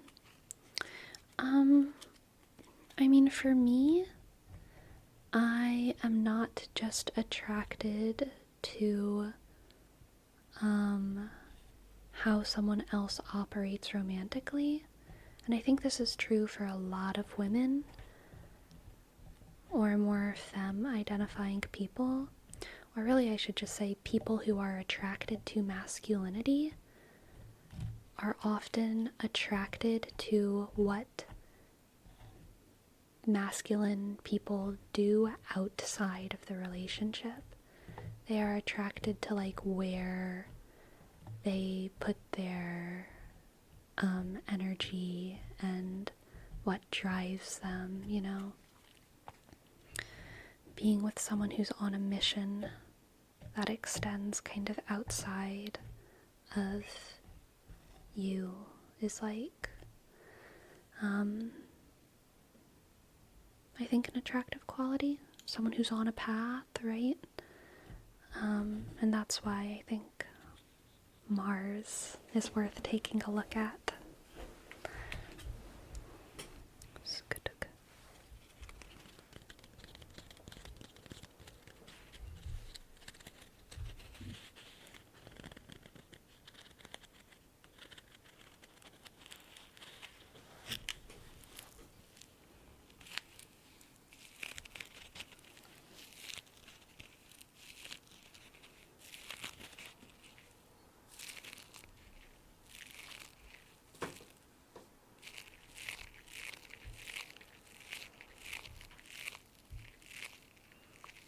What's the difference between the sun and the moon? Well, Riley the High Roller, the sun is the big bright circle in the sky during the day, and the moon is the big bright circle in the sky at night.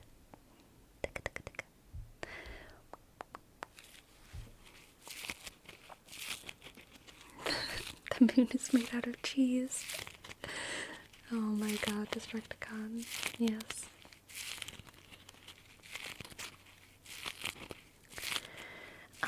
In terms of the zodiac, a lot of times the way people simplify it is they say that the sun is the ego and the moon is the hidden self. That is not specific enough for me. That it doesn't make sense really in my head. The way that I like to think of it, the way that I understand it whenever I'm looking at people's charts, is that the sun is usually the traits about a person that they know about themselves, that they know and identify with in themselves.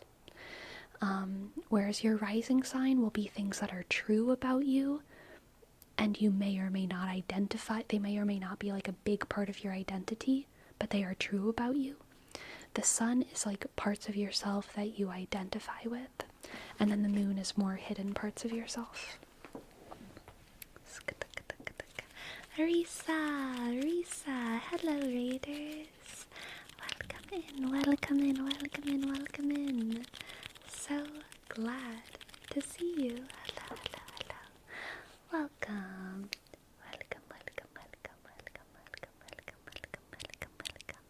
I hope, Risa, that your stream was wonderful.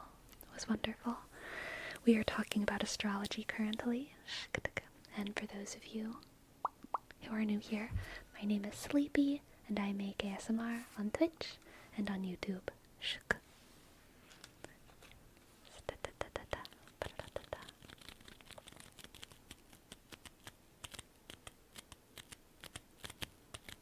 So yeah, I think of your rising sign as things that are true about you, whether or not you identify with them.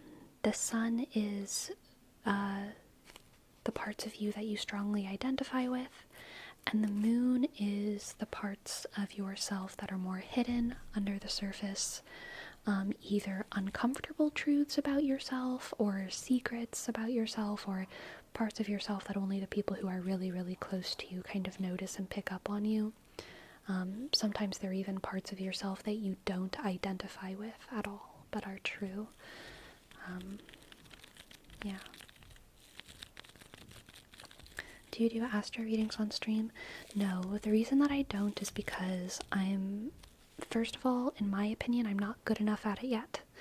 I don't mess with houses too much. I also don't mess, with aspects too much. I just, don't have enough memorized when it comes to houses, aspects, and honestly, even some of the planets, I don't have that much to say about, Jupiter, and sometimes I feel like I should have more. So I don't think I'm good enough at it is one thing. And then the other reason that I don't do astro readings on stream is because they would take me like getting an astrology reading takes like 1+ hours. So like that's a very like personalized, extended, long service. I've talked about it before, but I think something that I would like to do in my life at some point is get a formal education of some sort in astrology, some certifications under my belt, and maybe eventually do some like astrology analyses and things. Either education for like astrology education professionally, or doing astrology readings for people, chart readings like professionally. I think that would be a very, very, very fun life to lead. What's an astrology reading? What do you get from that reading? A birth chart reading would be mostly, it's kind of like spiritual form of like introspection and self-discovery. It's really like talking about yourself, but you can also do astrology readings that are synastry charts, which is kind of like looking at how your chart matches up with someone else's chart to kind of see compatibility. You can also do electional astrology, which is choosing to do things at specific times of the year based on the astrology of that, which you could like go to a consultant for. You should do ASMR astro readings that people can pay you and send a video. I know, like that would be kind of the dream, right? That would be kind of the dream. But I do want to get better at it because it's something that I care about. I care about it from like I really care deeply about the like spiritual legacy and the historical context of astrology. And I do it as a hobby right now, very fun, and which is very fun, and it has been for a long time, but I want to get like an actual formal education, certifications, so that I can have more to offer people, you know, if I do it professionally. What authority organization issues certifications in astrology?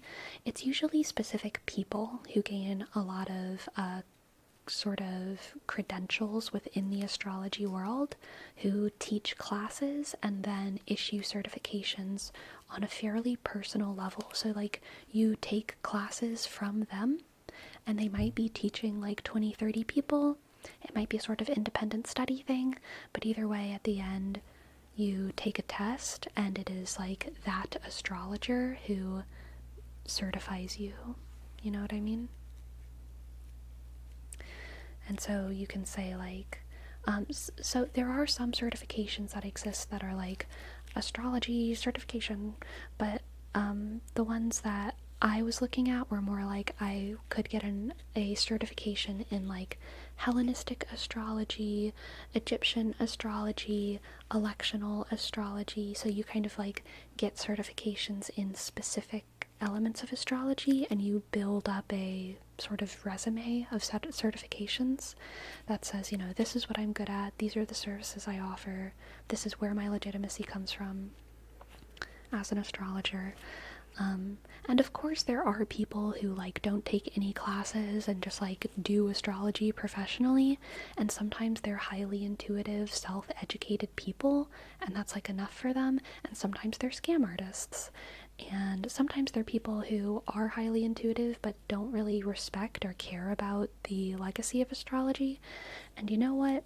People can do whatever they want to do, but for me, if I do astrology just because I love history and spirituality so much anyway, I know that I will get so much more out of it if I am educated by another human, if I am given a reading list and studying material by another human, and if I get to talk to them about my ideas, and if I respect them as a mentor, and if I can fit it into like my entire worldview, I just know that I am going to get so much more out of it if I follow a course of study, and that course of study is offered by someone who I respect. And then I'm going to be able to offer something that I believe is more valuable to anyone who wants to, get it. Oh, yeah, no, crappie fish, don't you worry. I am no Crowley fan. And I am quite careful of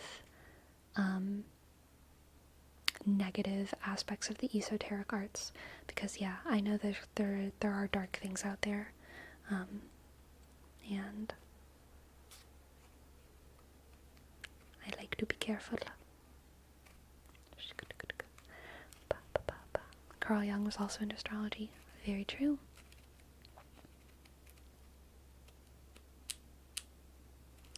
Yeah, Galaxy Wanderer, I believe that. I have a friend who did professional astrology for some time, and he stopped because he was feeling too overwhelmed by the interactions with people, because it's basically never ending in terms of how specific or deep you can go. Yeah, that's true. You really have to set your boundaries.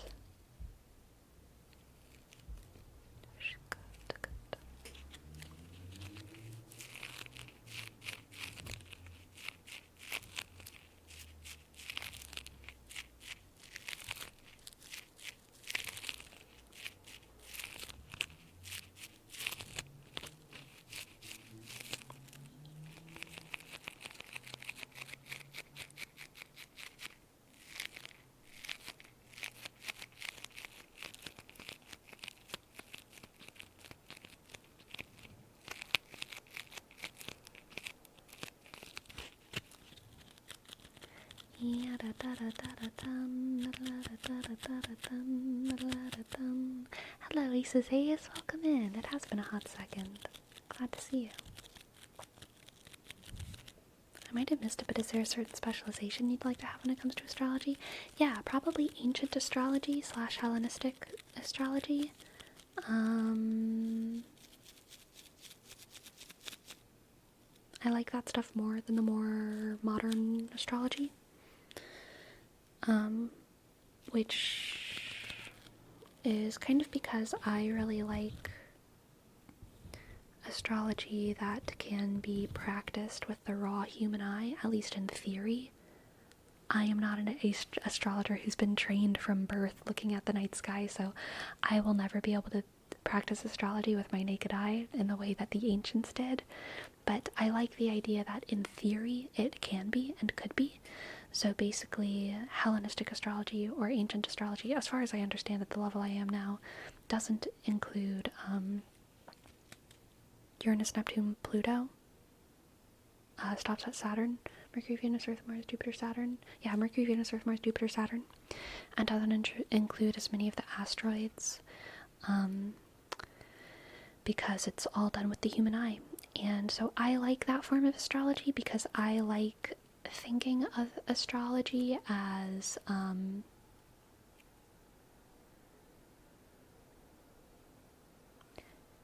something that, just something that we can have always done with the same level of ability, if that makes sense.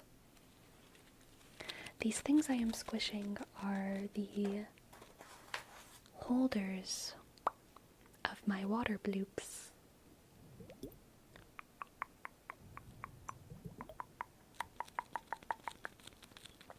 Hellenistic astrology is savage, lol, like it has very black and white takes on placements and planets. Yeah. It does.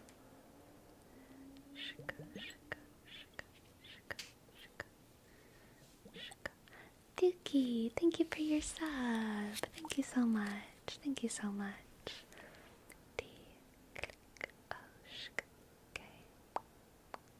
Hi,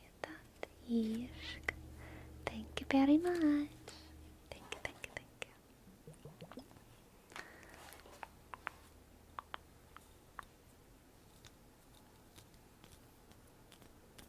It seems like every religion's syncretism stems ultimately to astrology, which involves our ancestors trying to make sense of things by looking at the sky. Right, I'm a big fan of like as above, so below, as within, so without. As above, so below, as within, so without.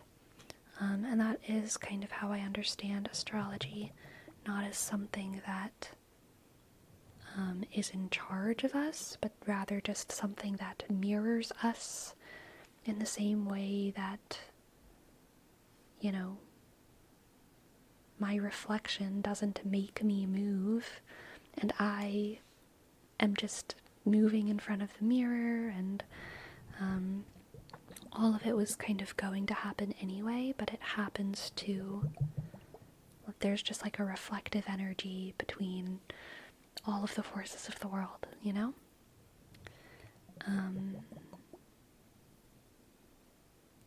I don't think it takes or away or in any way minimizes our individuality or our free will.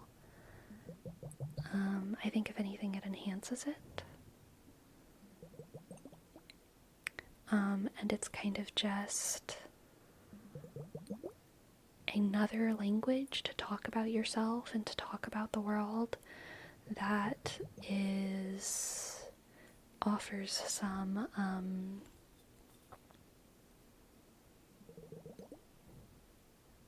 offers kind of a level of alienation that makes talking about it like easier, you know? Like talking about who you are is a really vulnerable and scary thing, but kind of using these concepts of the stars and the planets makes it feel more tangible and manageable to talk about these deep, vulnerable things a lot. And I think that's one of the big strengths of astrology.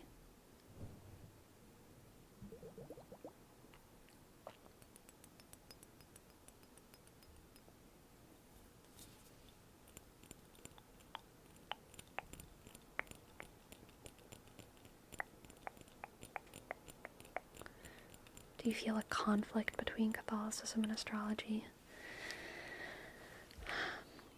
I feel a conflict, yes, but not a what's the word? Irreconcilable conflict. In fact, I feel like the conflict is constructed and not necessary. I think the conflict is cultural, and not. It's not a necessary conflict.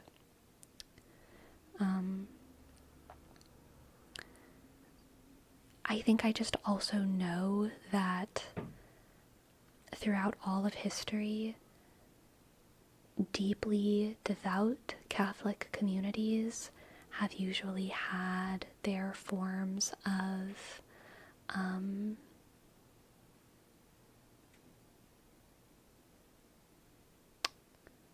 spiritualizing the world outside of the context of the Catholic Church, whether that's tea leaf reading or tarot card reading or bean reading or throwing runes, or astrology.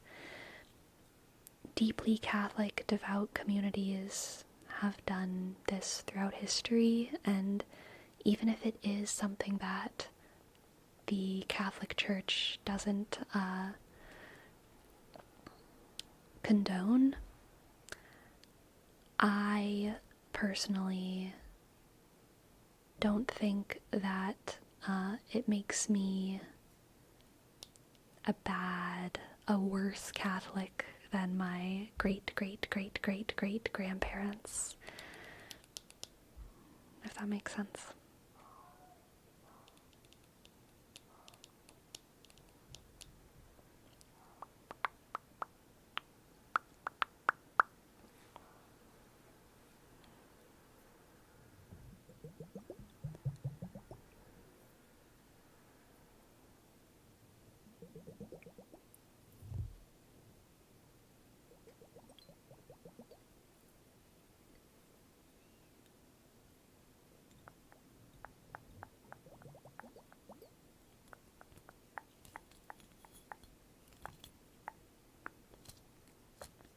Maybe astrology was banned by the church in the same way weed was banned by the government as a way to target specific groups of the population indirectly.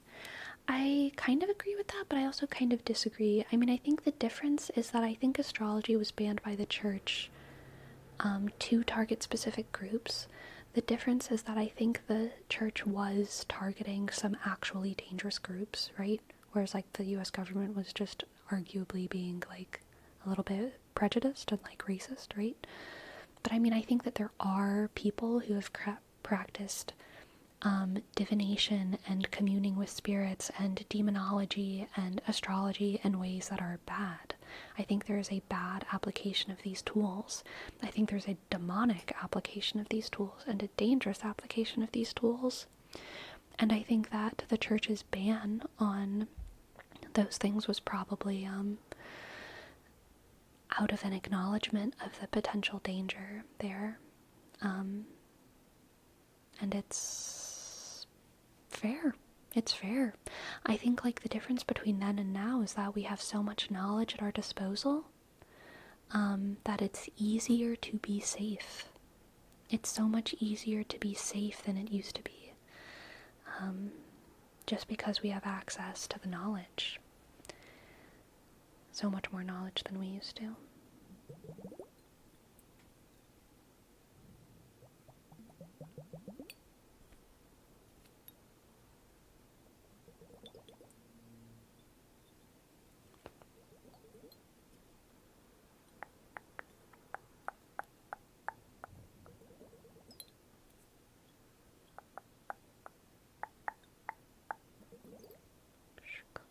Bloop, bloop, bloop, bloop.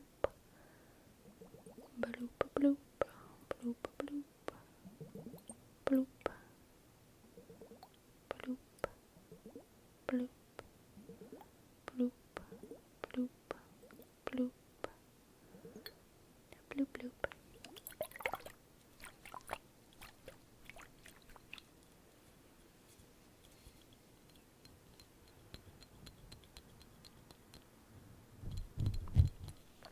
King Crimson, thank you. Thank you for your sub. Thank you for your 9 months. Thank you, thank you, thank you. Okay, click, click, I, dot, N, shk, G, sk, C, R, shk, I, dot, M. S, O, N, click, underscore, underscore, underscore. Underscore, underscore, underscore. Thank you. Thank you. Thank you. Thank you. Thank you. Thank you. Thank you. Thank you. Thank you. Thank you. Have you ever used the bloop bloops for their non-ASMR purposes? I've tried it like once or twice, but not really. Not really. Dolly DB, thank you for your raid. Welcome in. Welcome in. Glad to have you. Welcome in. I hope you had a good stream. My name is Sleepy, and I make ASMR on Twitch and YouTube. I was just watching your nerd's video and was wondering if you were streaming. Good to catch you. I am streaming. That is what I am doing. That is what I am doing.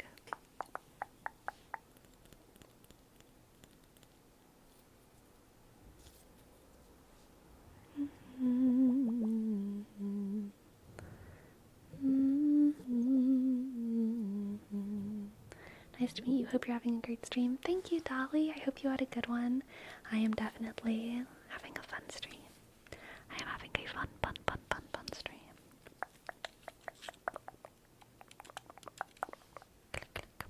We're talking about astrology and dried strawberries and demons and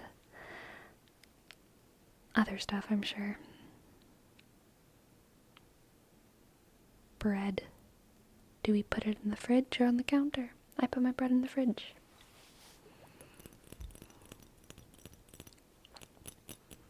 Strawberry demons? Oh my god. Strawberry girl's greatest fantasy. Strawberry demons. What's your ascension? My ascension is Aries and my moon is Sagittarius.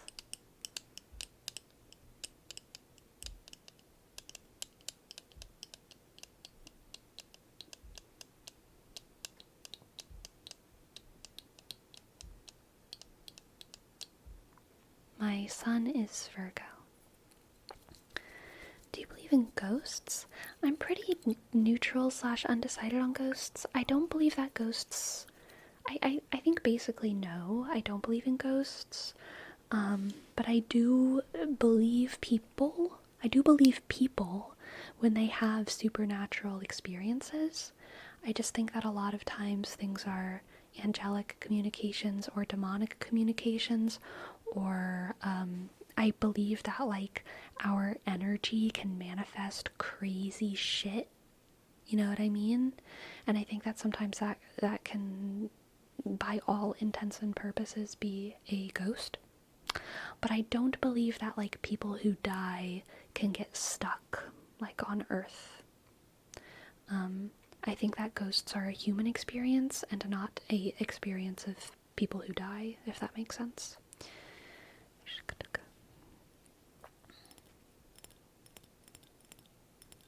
It do be past break time. It do be past break time, Destructicon. You are right.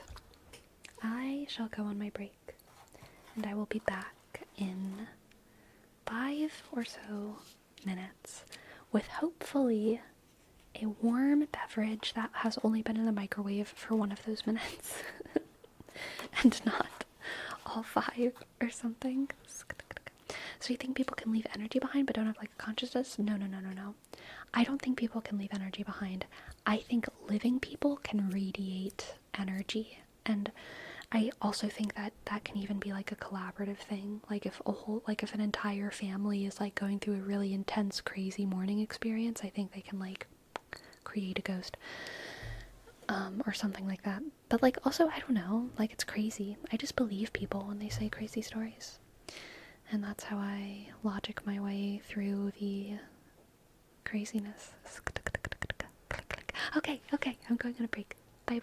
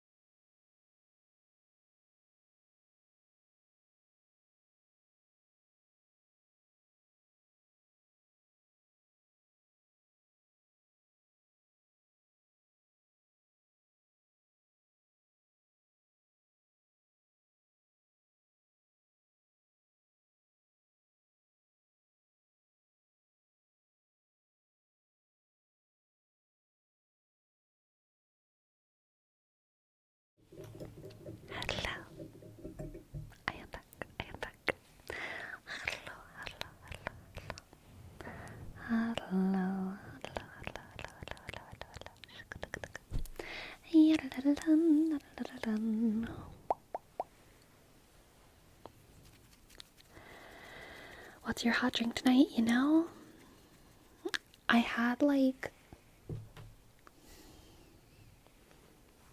this is very full of water right now, a little bit risky. I had like this much left in it still of the coffee that I had. So I put that in the microwave and I honestly just drank it when it was warm. And then I was like, maybe I should make a cup of tea. But it would have taken me too many minutes to make a cup of tea hot enough, like a full cup of water. So I just decided to turn on the faucet until the faucet got really hot and then just fill it up with hot water.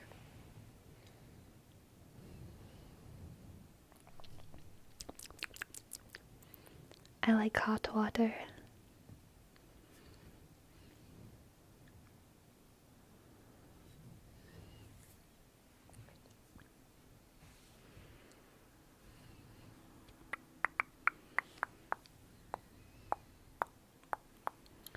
Yoka, cloaca, carloca, toparo.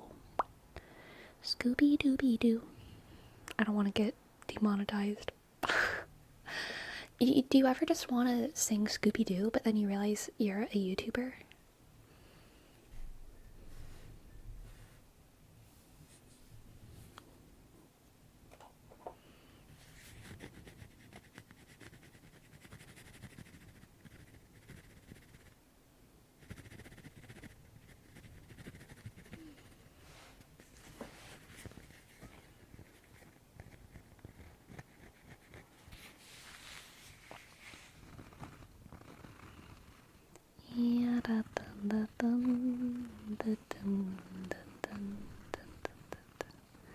What's the problem with singing that? You get like copyright struck and then stuff.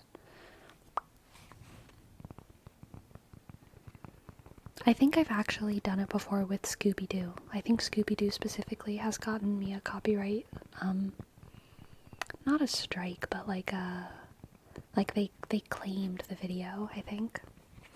Which isn't a big deal for just like a stream, but it is like okay, I will not sing anymore.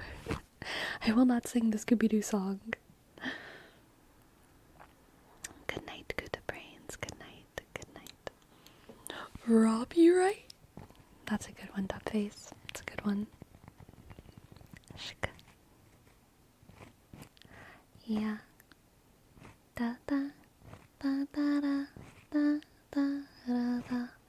Ba-da, bum ba-da, bum ba-dum. Yeah, it was claimed by I think like Sony Entertainment, which is funny because that gave me the joke that like I work for Sony.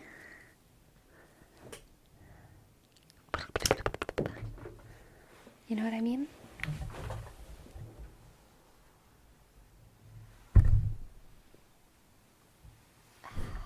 That fell very far away. I know y'all couldn't tell, but it was like way under my desk. I posted a cover on YouTube one time and it got claimed, but it was claimed by a song way different from the one I was covering. That's funny.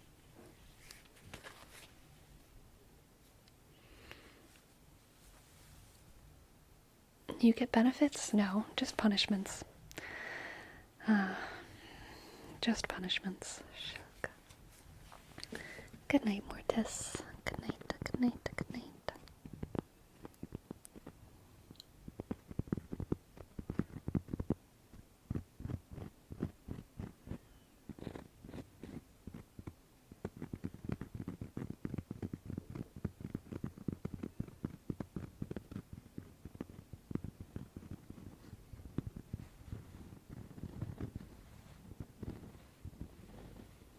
I recently got Invisalign. Have you ever had braces? I've had braces. I never did Invisalign. I used to have a massive gap. I have small teeth. They don't look pretty small, but I do have small teeth, I guess. And so all my teeth had a whole bunch of gaps, and I have a lot of space in the back of my mouth, which is probably why I haven't had my wisdom teeth removed, because I have so much space. I have a lot of space. And so I feel like eventually I'm still supposed to get them removed, but I haven't. So I'm not worried about it. You want to add more teeth? Maybe. But yeah, I used to have a big gap. No. How long did you have them? I think it wasn't too long. It was like a year and a half or something. My sister had braces for forever. I don't remember how long. Forever, like most of high school, you know? And I think she had like 2 rounds of them.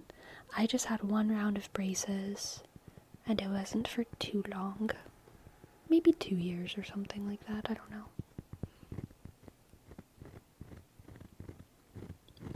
If your wisdom teeth were gonna fuck up your mouth, they probably would have done so at this point, yeah.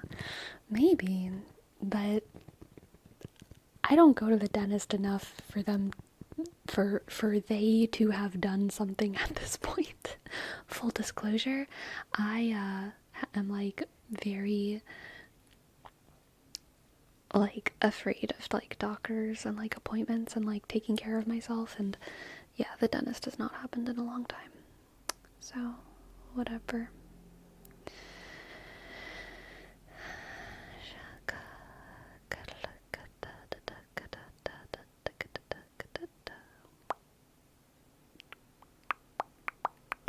What's your favorite Halloween treat? Ooh. You know, once one of my dad's cool friends brought over a Halloween dish that looked like cat litter, and you ate the cat poop out of it. And I think they were like, I think it was dried fruit with like this weird like crumbly sugar that they had made look like cat litter, and it was just in like a big bin, and it was the funniest thing ever.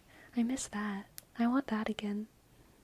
I know it's not like a regular cat treat, or not cat treat, Halloween treat. No, it's not a regular Halloween treat, but it was one of my favorite historical Halloween treats. The dish that looked like cat shit.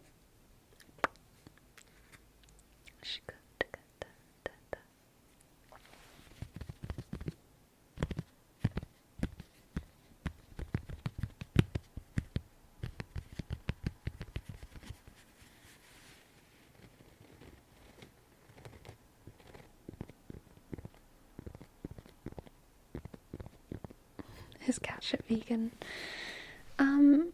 No, it's not, unfortunately. But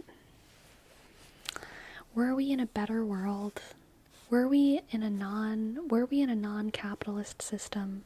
Cat shit would be kind of like cow shit, in the sense like that it should be vegan, right? Because it's like clearly it's not like the cat's using it or wants it.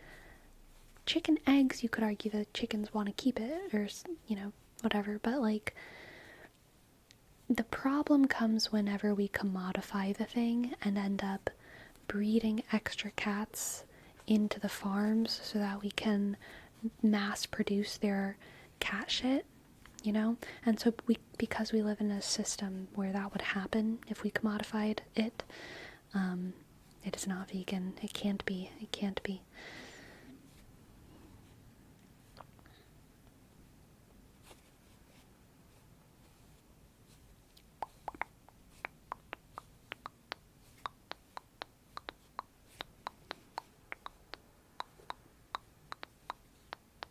Do you take vitamins or supplements? Yeah, I do.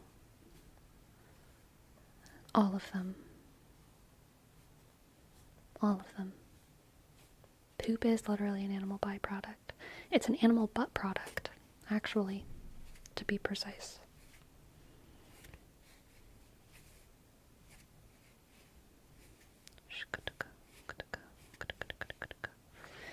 I know a guy who makes his cat eat vegan food only. I always believed it's animal abuse, but the cat seems fine. Yeah, I do not feed my cat vegan. My cat is a little carnivore, but I don't really think it's my place to comment on like the medical choices that other people make for their pets, for their children, for their parents. I have heard that they have made some adequate vegan cat foods lately. In the past like decade, they've really upped up to the science on that stuff, but cats in the wild can definitely not be vegan. And yeah.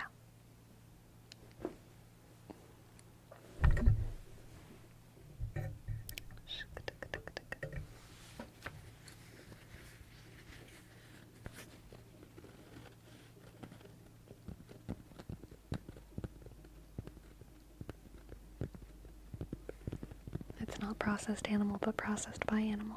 Yep, true. Do you have go-to depression music whenever you're feeling down? Oof, I only listen to depression music when I'm happy. Whenever I'm feeling down, I do not mope. And that's not out of principle even. It's not like I'm a strong person, I don't mope. It's just like I don't enjoy it. Like I can't mope. I can't do it. If I'm like feeling sad, like I either get happy or I distract myself or I go to sleep.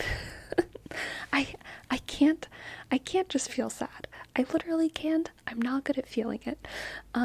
So if I listen to music when I'm sad, I listen to the Broadway hits, baby, okay? I am putting on Legally Blonde, I'm putting on Wicked, I'm putting on Hamilton, and I am like smiling and putting on a skirt and spinning around and like getting my shit together. Personally.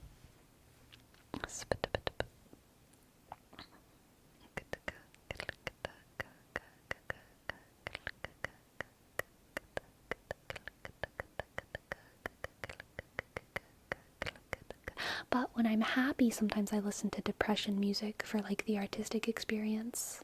You know what I mean?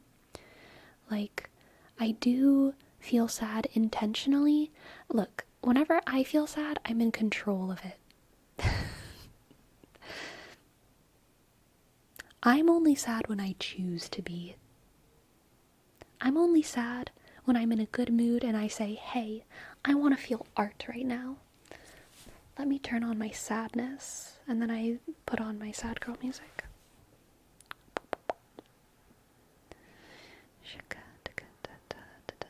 With the hair flip, every time.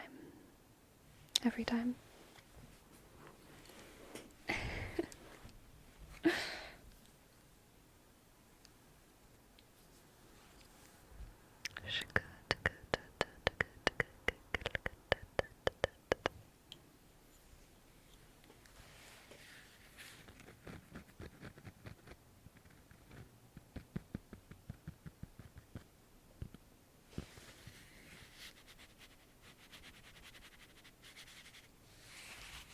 Whisper.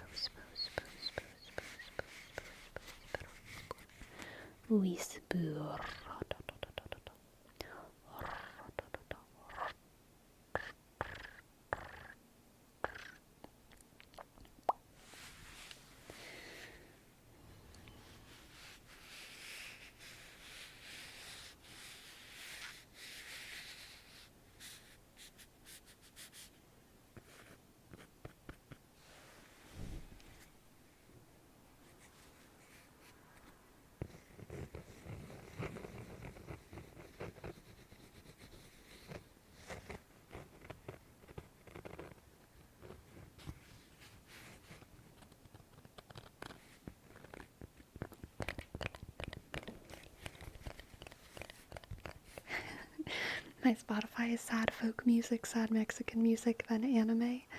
Honestly, that sounds great, Destructicon.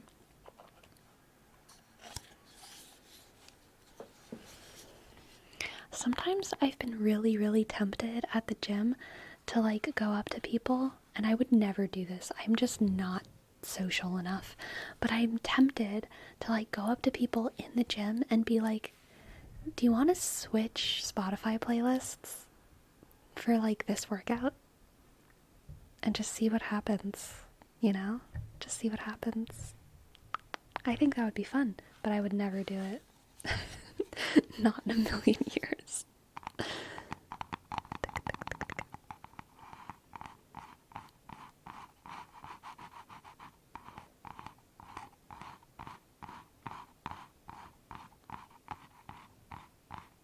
sounds like something someone on YouTube Shorts would do. I agree. I would need to get like a freaking, like, you know, one of those big mega gym franchises. I would need to just like, I would need to go to a different gym. I can't do it at my gym. I'd be too ashamed. I would have to go to another gym for a day and do it there.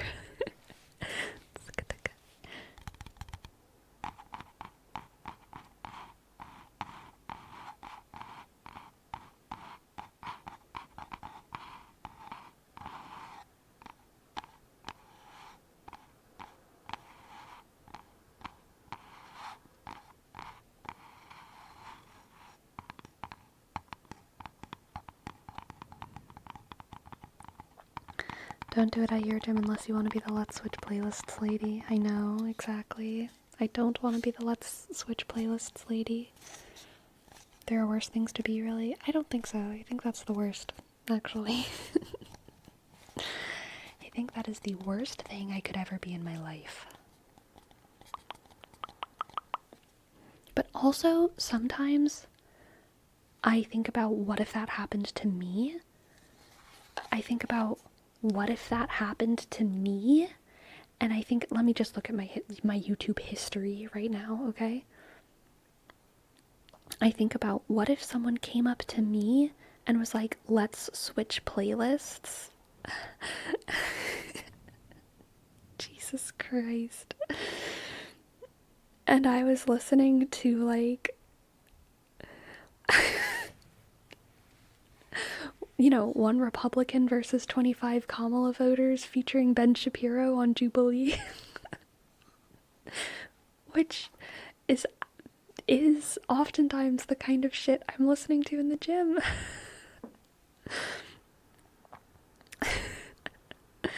You know?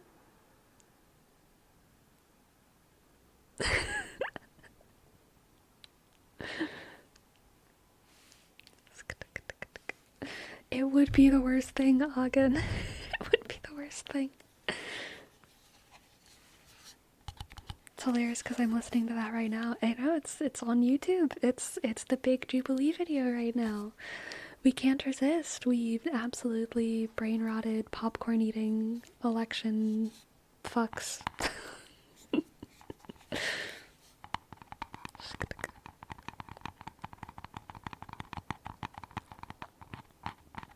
Which playlist would you change if someone asked you that question?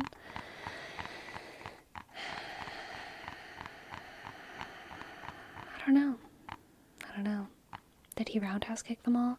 Dude, I wish. Have y'all ever seen... This was like a meme, like... so long ago. Probably like 6-7 years ago. There was a meme of Ben Shapiro flexing. Do y'all remember that?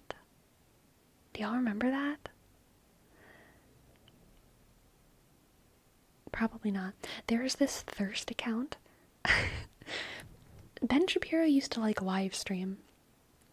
And there was this Ben Shapiro Thirst account that had just like taken every clip of him flexing, and they had like a YouTube page like full of Ben Shapiro's like arms.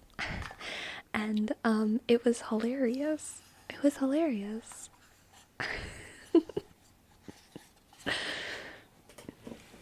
I mean, I think Ben Shapiro was proud. He had his muscles. He was clearly, you know, putting his work in.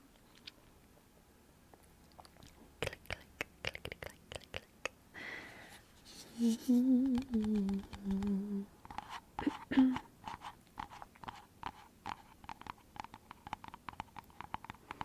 Ben Shapiro thirst is a concept I did not need to be introduced to on this Thursday night. I'm so sorry, Pumpkin Lunatic. I'm so sorry. In the Jubilee video, oh my god, one of the most awkward, oh hi cat, one of the most awkward moments of the Ben Shapiro video is like, there's the one on Jubilee that just got posted, is this girl comes up to debate him, and they introduce each other really quickly, and then she says, like, you look really nice in person. And he's like, oh, thank you. People don't usually compliment me. And she's like, you look nice. It's like, oh my god, it's so awkward. It's so so strange. Way better than the Charlie Kirk one. This one was more enjoyable. Sorry. This one was more enjoyable than the Charlie Kirk one, I will say.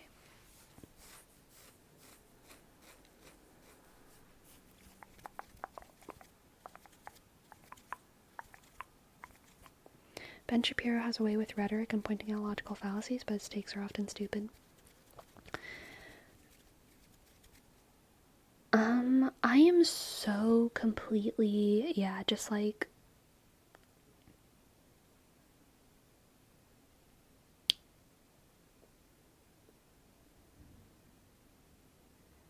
I don't even know how I feel about Ben Shapiro. I mean, I definitely don't agree with him. I can definitely say that. But, like,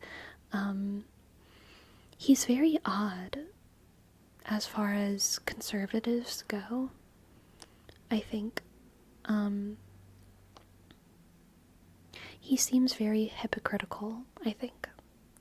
And it's weird to me because he is clearly smarter than a lot of other conservatives.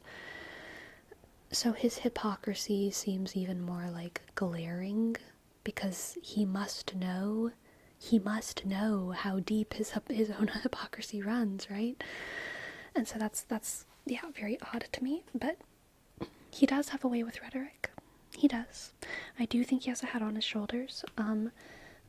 But yeah, he strikes me as deeply, he's either suffering from like a lot of cognitive dissonance or hypocritical, and it's hard to tell which one. But also, like, I don't think he's as, like, even though I think he's like a hypocrite in some ways, I don't think he's as like dark as some conservatives, you know, like the man does have some values and he's religious and he has a family who he's good to, and like I think he's probably like a kind, generous person in his personal life. You know, there's some people who I'm like, I feel like you're a bad person. Like, just a bad person through and through. Ben Shapiro is someone who I think has, like, bad ideas. But, yeah, he's an interesting one.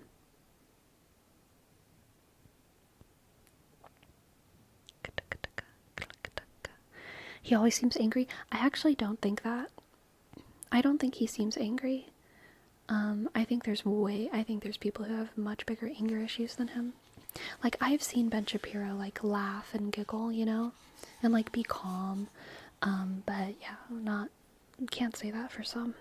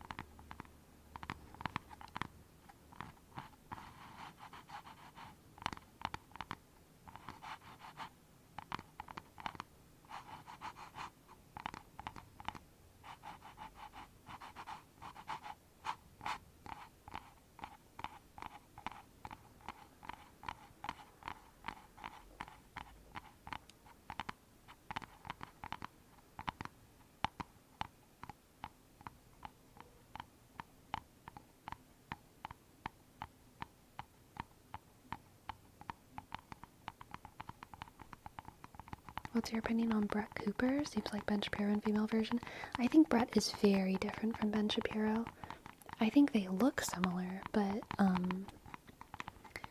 I think they're very, very different when it comes to like their whole style of argumentation and like their personalities.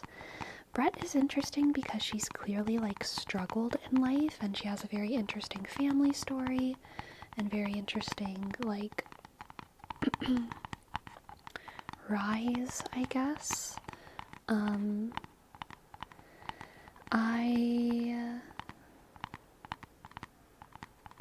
I don't think she's as, like, far right as a lot of the Daily Wire people, but she is conservative. I think she kind of seems fine to me. Like, she's more conservative than I am, but she seems fairly center conservative. Like, I don't even know. She mostly talks about, like, fairly light topics, so I'm chill with her.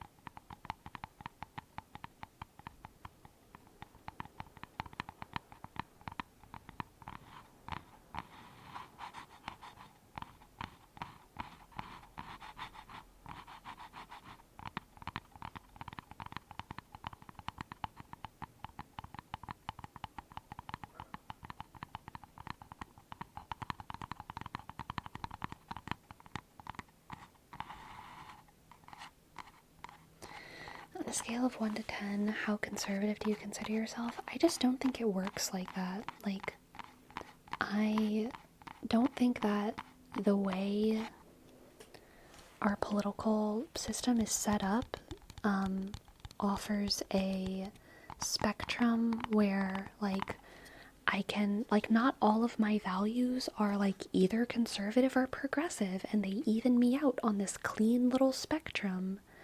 Like, yeah, I don't know.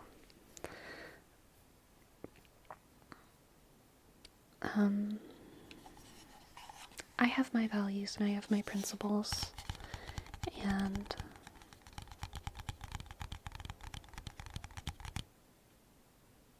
I don't really identify with a lot of the political labeling.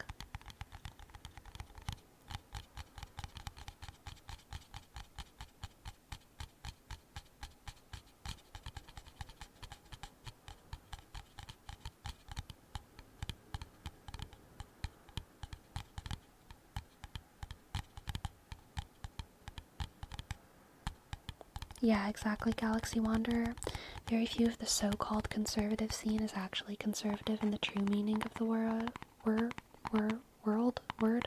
because their ideas are in reaction to the left and therefore new worldviews. Yeah.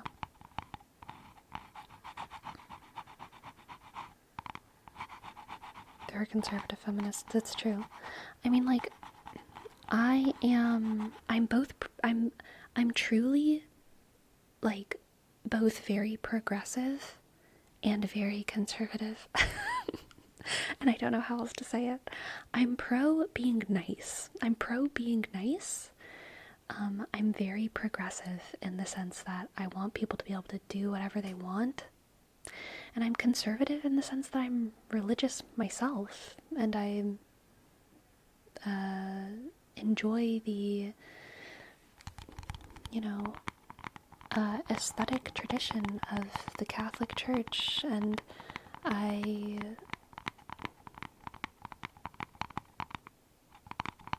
am a fan of a lot of traditional values, but I don't believe those values should be enforced on other people. Honestly, if I'm anti-anything, I'm anti-government. But I also know that we need a government.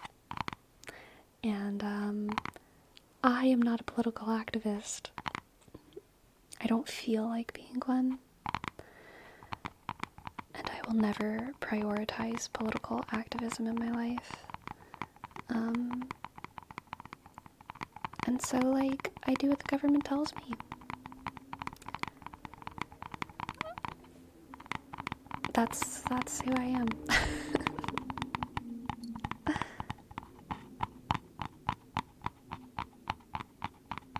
Good save. Thank you, Ferrari.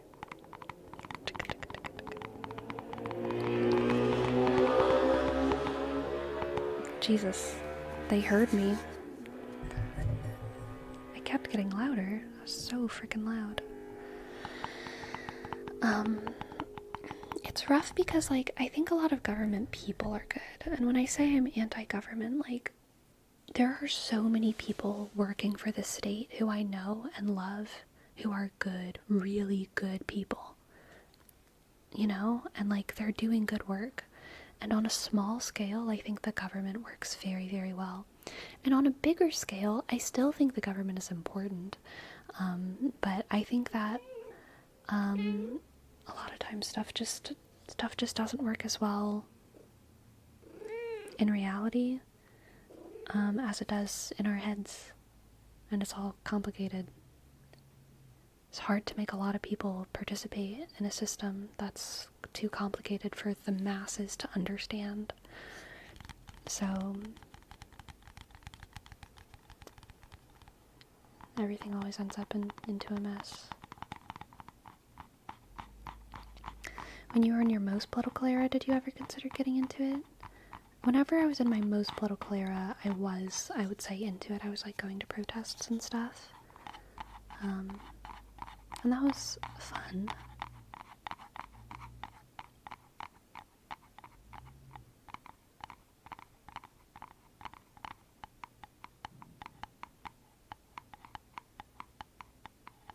I don't really, like, even though I said I'm anti-government, like, I don't really identify with anarchism either.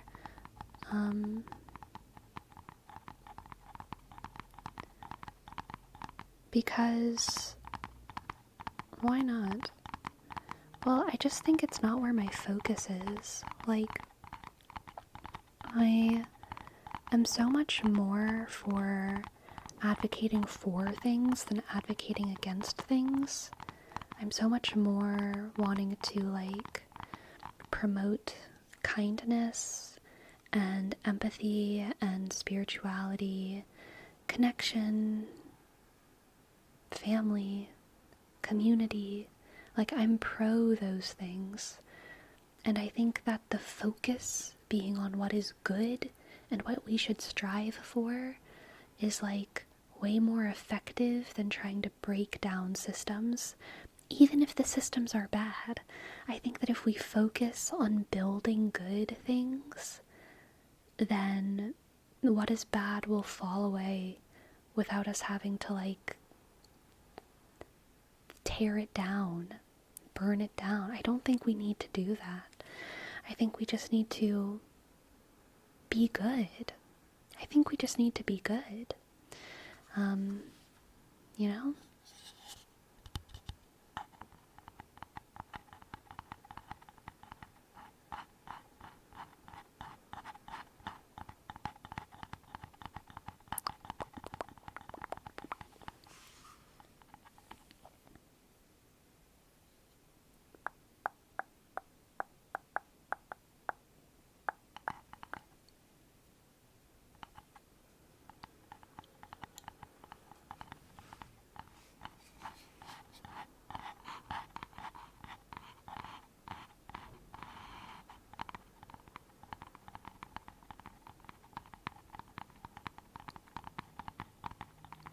Hello, isolated matrix.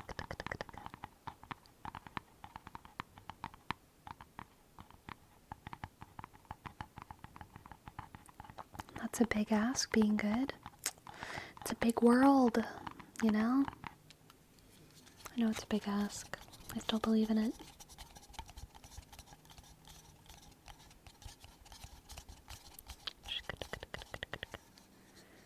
No, I've never wanted to take a political position for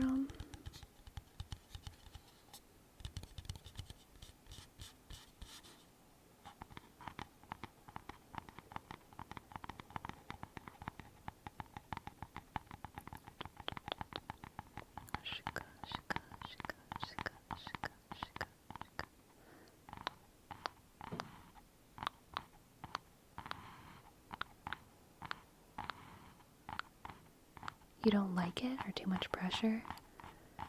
I don't like it. Also too much pressure? I'm uninterested.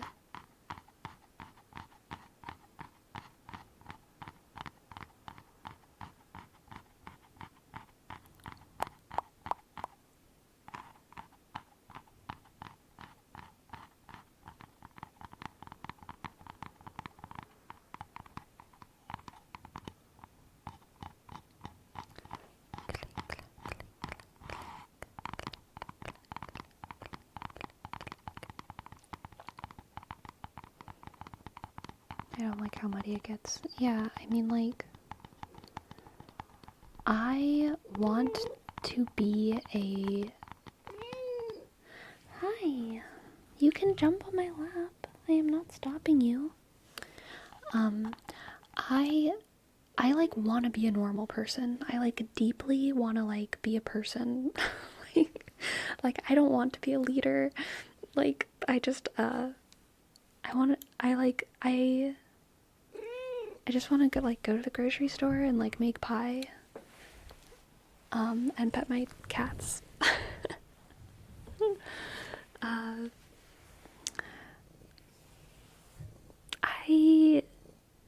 I don't want... Oh, sorry for the bunk. I don't want to be, like, a politician for the same reason that I don't want to, like, own a college. Like, God, that just sounds horrible. I don't want to be the CEO for a oil rig company. I don't want to be the hygienist at a hospital. The biggest hospital in America. Oh my God, that just sounds horrible. I just want to be like a normal person. Which is why I'm a YouTuber. I'm trying. I'm trying to fix my bangs, you know? Just like the rest of us girlies.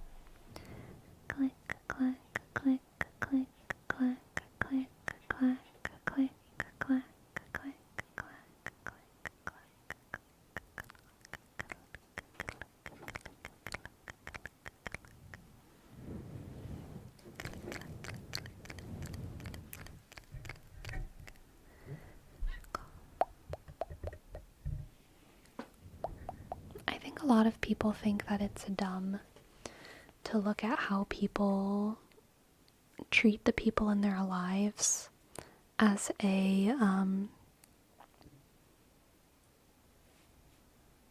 as like a tester for how good of a person they are.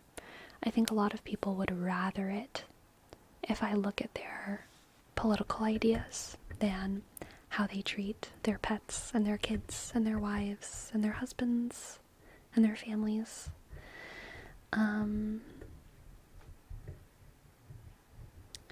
But personally, I think that political beliefs are often just a result of the information that you get.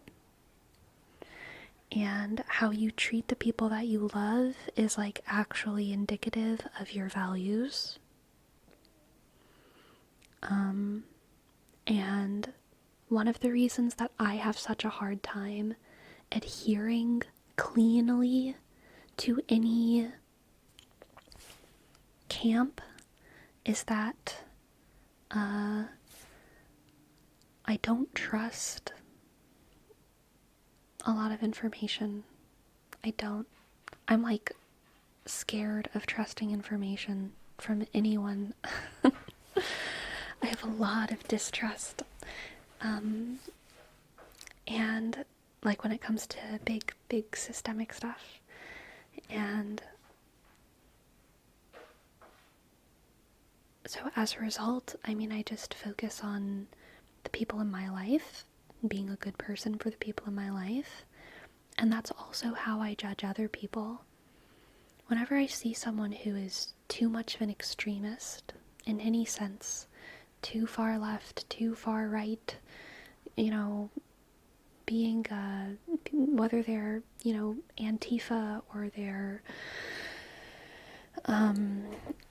like, so, like, or they're, like, you know, throwing eggs at abortion clinics, like, whatever, that would be weird, like, whatever crazy shit they're doing. I see political action so often as just like a result of what information you've been receiving.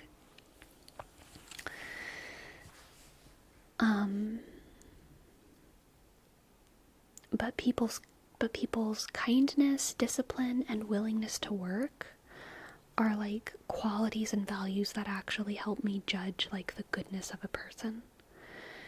Because you can always teach someone the correct information. I can always be taught the correct information if my information is wrong, and then my goodness can be put to better use. And I believe that of other people as well.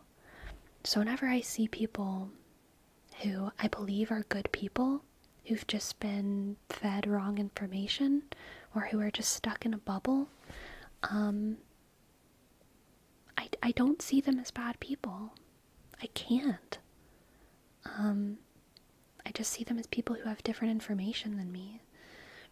And I know for a lot of people that perspective that I have is seen as such a weakness.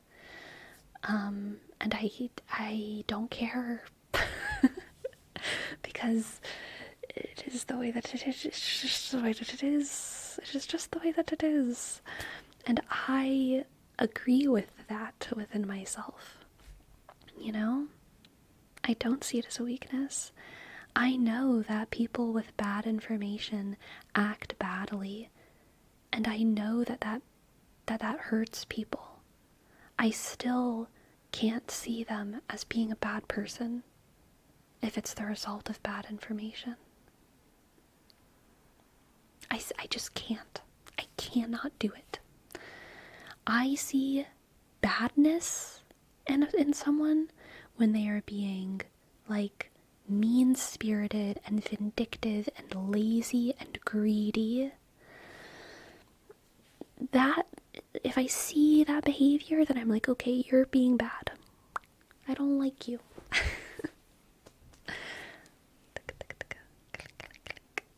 Ascracked, thank you so much for your sub. Thank you, thank you, thank you. A click S shk C R click E K shk shk D underscore. Thank you. Thank you very much. Thank you very much. Thank you, thank you. Thank you.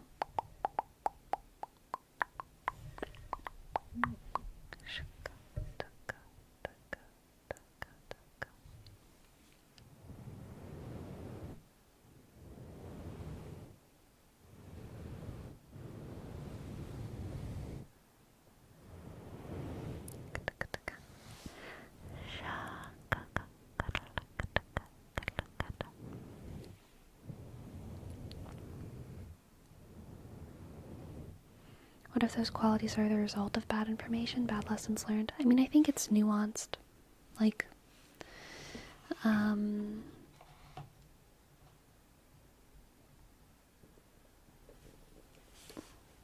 think even when someone receives bad information, they are very, like, it's very rarely going to turn them into the kind of person who is mean. Like, if a good person receives bad information, they do things that seem shocking, but they don't usually, like, feel mean, you know what I mean? Like, if someone is, like, anti-X, but they're a good person, and I'm pro-X, and I'm a good person, say for the sake of argument, we're both good people, I'm pro-X and they're anti-X. I'm not talking about Twitter right now. I'm using the variable X. if I'm pro X and I'm a good person, then I'm like, yay X. And if they are anti-X and they're a bad person, sorry, if they're anti-X and they're a good person, then they're likely either to plead with me, ignore me and boycott, talk to the people in my life to try to convince me, X, Y, or Z. If they're a good person and they're anti-X, they're not going to slap me across the face. They're not going to call me names. They're not going to steal my money. Like, you know what I mean? There are some things that are pretty much obviously always bad. And there are other things which, even if harmful, can be easily conceived as, oh, you're just against this thing because you have different information than me.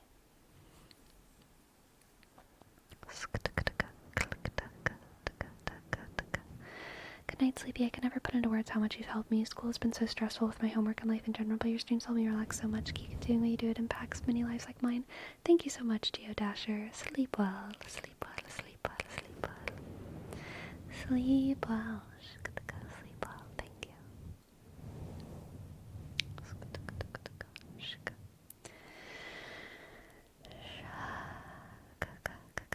I get that politics are not representative of an individual, but when I see ex-political supporter, I can't help it but wonder, based on what they believe, how would they treat my trans friends, or what do they think about homeless people, right?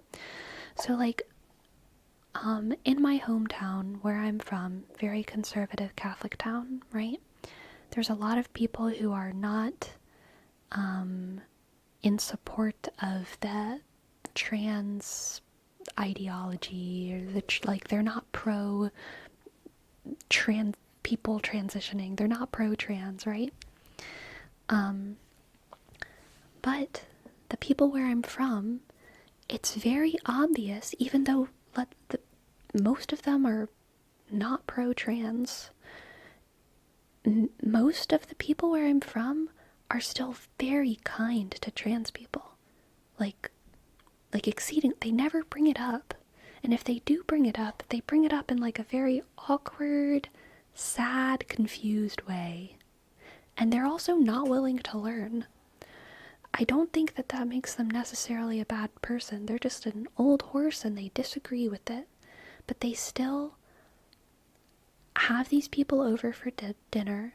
They want them to feel comfortable. They say their names, their pronouns, they do all these things, even though they disagree with it and politically act against it. And then there's the, like, actual, like, dickwads, right? Who are calling people names and being pieces of shit because they don't agree with transness. Those people are not good people. I don't like them. They're mean. But there's also good people who have a lifelong, different flow of information, and they are politically against, like, medical transition for anyone, you know? And I disagree with them. And I don't vote for the same things they vote for. But I cannot call them bad people. I cannot believe they are bad people. Because they're good people. I have eaten their food. It's well seasoned. And I've prayed holding their hands. Like, they're good people. You know?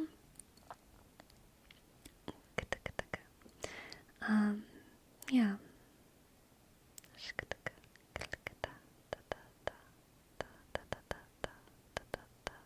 Hello, Octojust. Welcome in. Thank you so much for your tip. Thank you. I would love to give you a reading. Yes.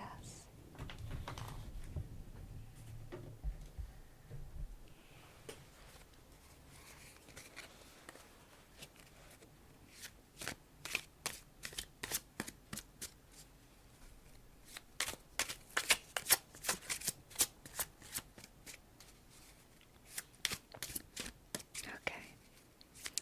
Let's see what the cards have for Octogest. Octogest, Octogest, Octogest, Octogest.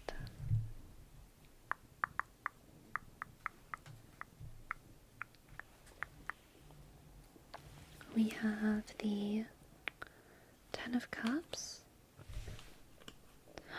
Octogest, Secret, double card. I wonder why it's sticky. Sticky cards. Secret double card for Octogest. So first we have this, what was this? The Ten of Cups and the Knight of Swords. The Ten of Cups and the Knight of Swords. And then we have the Four of Swords and the Four of Pentacles. 2 fours. Interesting. Oh, I'm sorry. 4 of Wands, 4 of Pentacles. 4 of Wands, 4 of Pentacles. 10 of Cups, Knight of Swords.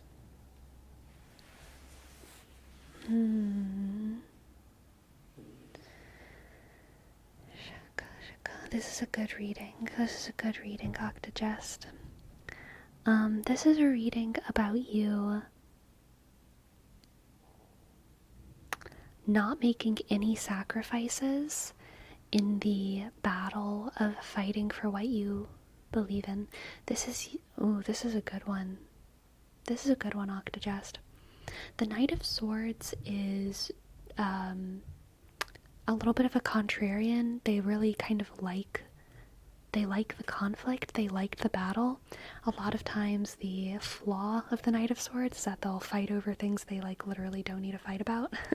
They will go in arms at the ready and to Thanksgiving dinner.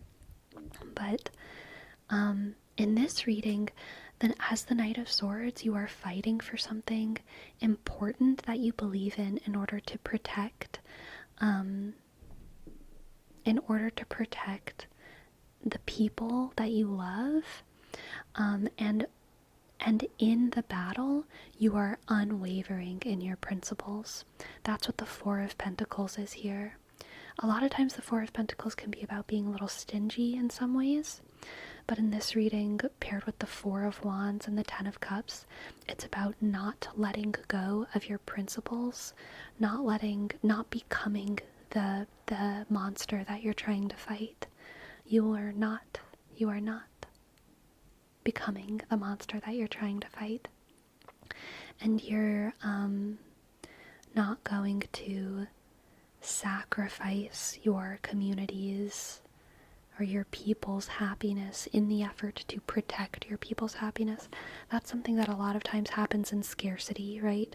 There's a leader or a fighter that's like, I'm trying to protect the people I believe in, and so in order to protect and fight for the people I believe in, I must enforce equality and surveillance and make sure that everyone is doing this and that at the perfect time and optimizing happiness, which actually takes away their happiness, right? You're not doing that. In fighting for your people's happiness and joy and fighting for what you believe in, you are preserving your values, you're successfully preserving and protecting values and joy and happiness. Just jump on my lap already. Please. You are so strong. Okay. Come on, girl. She's not helping me out here, really, at all. Let's get an oracle card for you. Octogest, Octogest.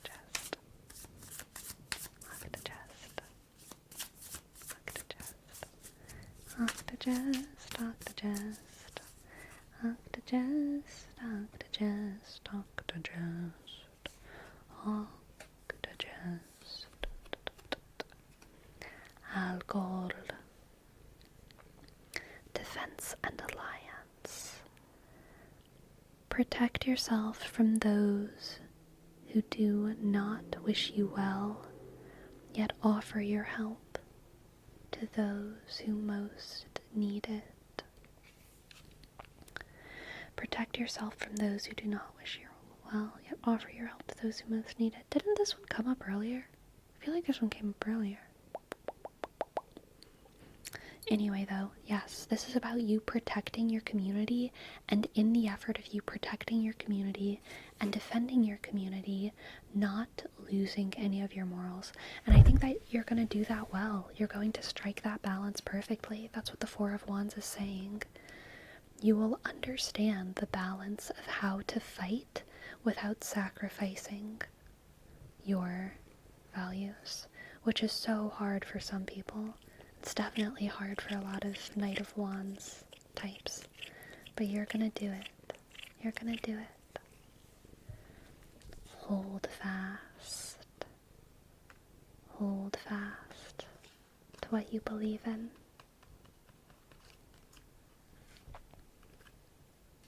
Thank you, Octogest, for letting me read for you. I hope that you enjoyed, and I hope that it resonated.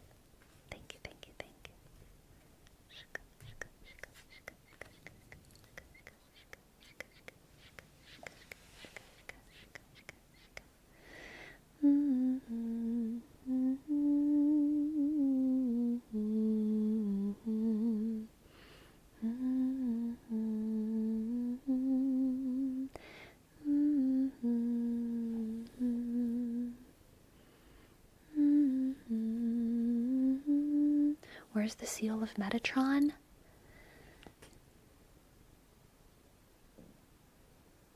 In the water, where seals should be.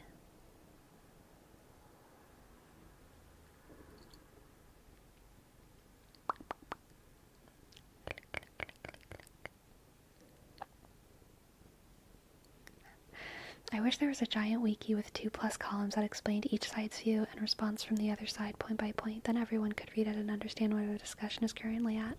Well, this is a perfect time to tell you that this stream is sponsored by Ground News. I'm kidding, it's not. That was just such a perfect segue, if it were. Which it's not. But if it were, come on, look Yare. Isn't that like what they do?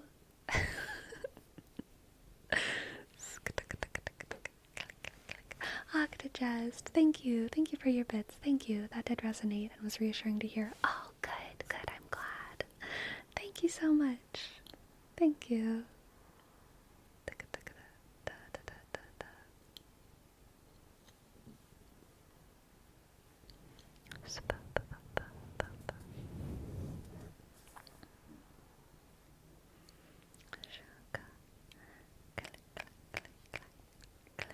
Sleepy's planting people in her streams to promote the sponsors.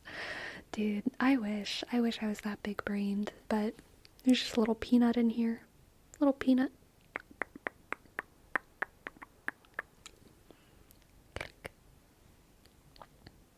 I should probably use Ground News. Sometimes I think about it too. I consider it. I legitimately do. But then I'm like, I think this is just gonna make me more confused. I'm already fucking confused. You know what I'm saying? Like, I don't need that.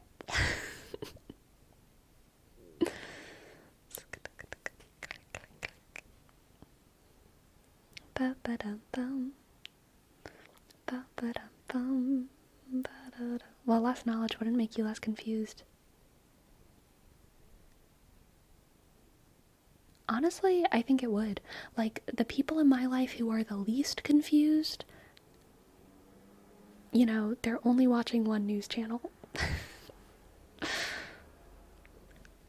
You know what I'm saying? Like, the people in my life who are very certain about things are like,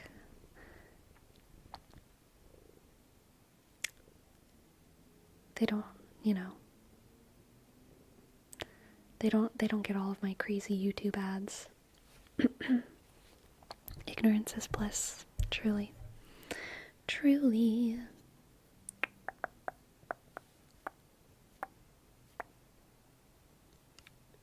These bangs are just as long as the other ones. Whatever. I give up.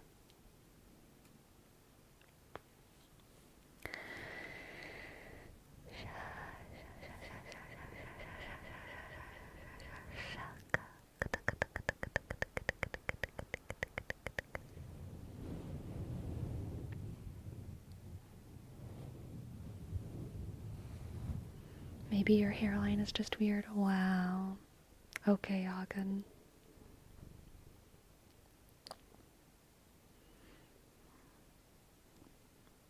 Any news source is curated and strewn with editorial bias regardless of what they claim, whether it leans to the right or the left. Some people are just more subtle in their implementation.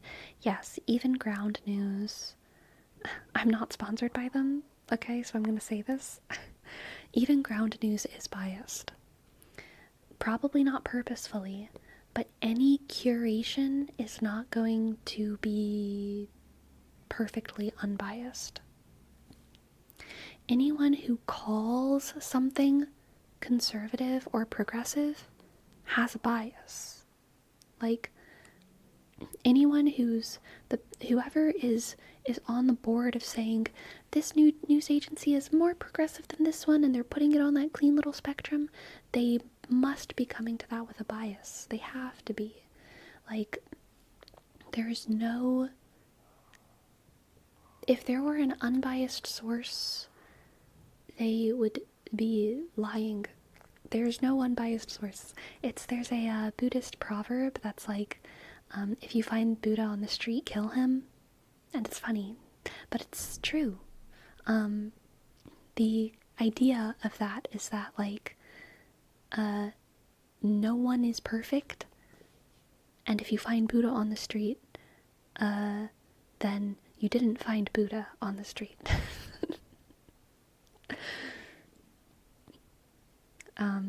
Yeah. And I think Ground News is probably like a very, very good service, but yeah, to say that it's perfectly unbiased is incorrect. It can't be. It can't be.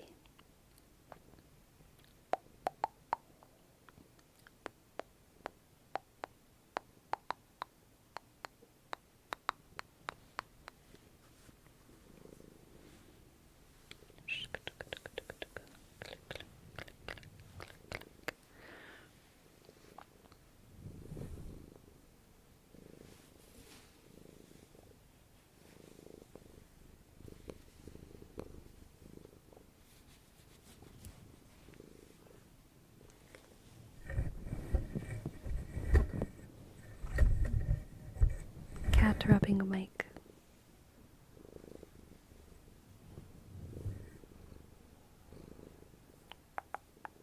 Sleepy, you ever did a high school or neighborhood newspaper news blog?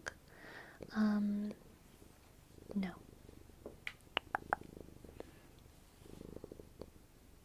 Hello, cat. You are so cute. I love you.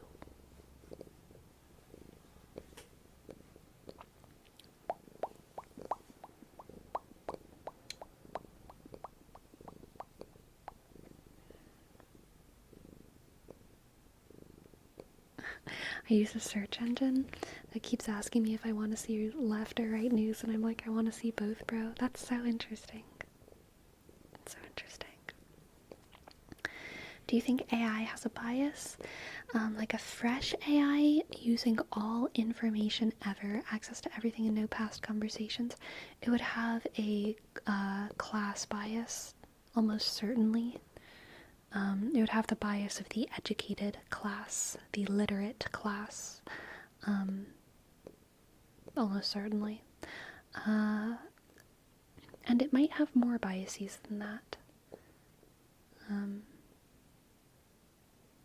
Yeah.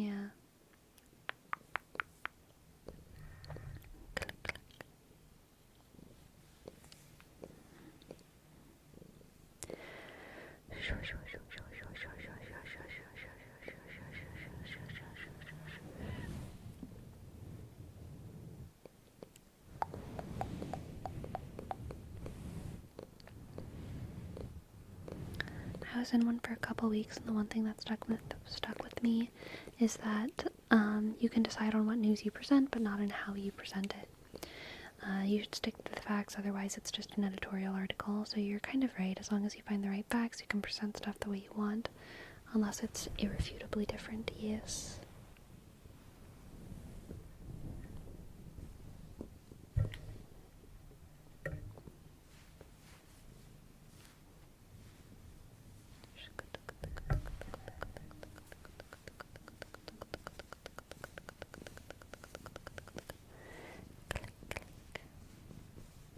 Do you believe there's no such thing as absolute truth? Then no, I do believe that there's objective truth.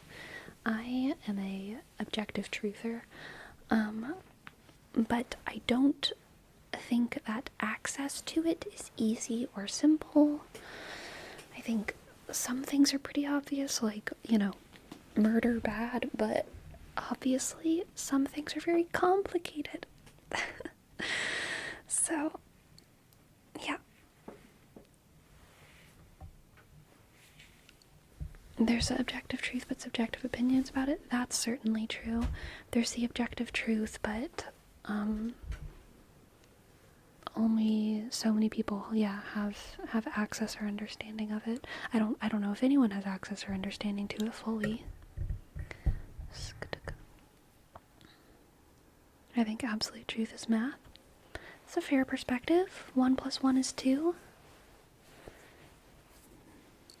Based.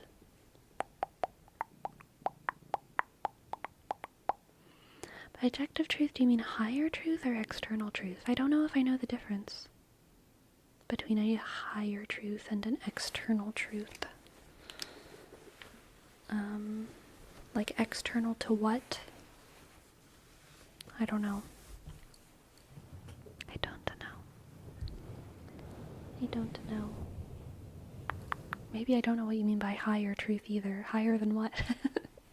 There are some people who are taller than me who tell the truth. Sometimes.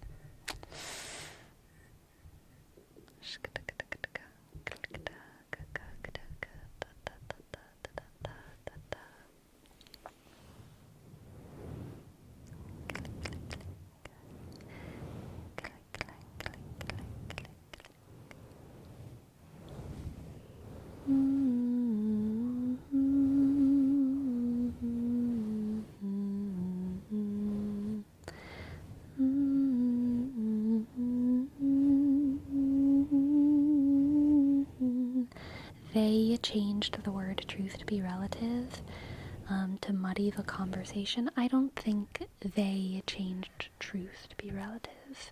There was a transition in culture kind of across the world where subjective truth became a much more popular idea, but I think it was actually out of a desire to be empathetic.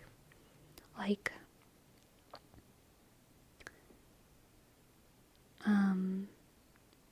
what actually happened is that people realized they were deeply wrong, and they were looking for a way to forgive themselves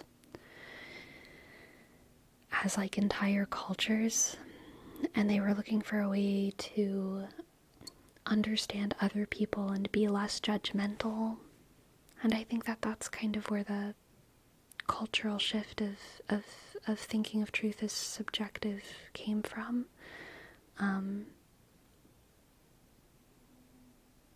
Because it's much easier to say truth is all about perspective than it is to say, oh my God, I am deeply wrong. Or, you are just wrong. It's actually really hard to just like look at someone and be like, you're wrong. Your whole way of viewing the world is wrong. It's very uncomfortable to tell someone that. It's much easier to look at someone and say, like,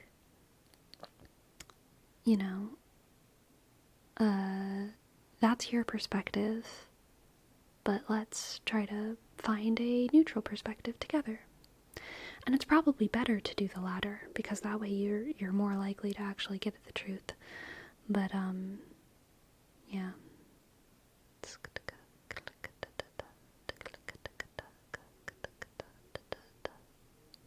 But yeah, I don't think the shift of truth becoming relative or subjective culturally was something done deliberately to like confuse people or muddle the waters. I think it was actually out of a empathetic impulse, a good impulse, but it was not one that I personally, agree with. I do think that truth is objective.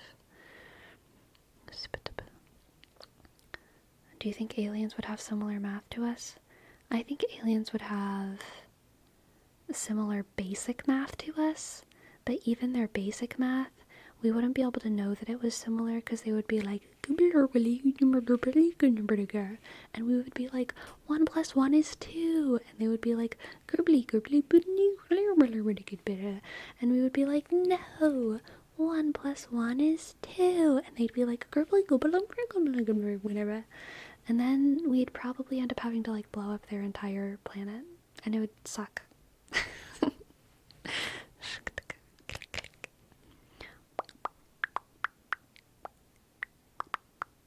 The thing is that sometimes we can't know the objective truth, either because no one knows it yet or because it will always be a mystery. Yeah. So I think in those cases subjective truth works until we know for certain which one is the right one. Interesting.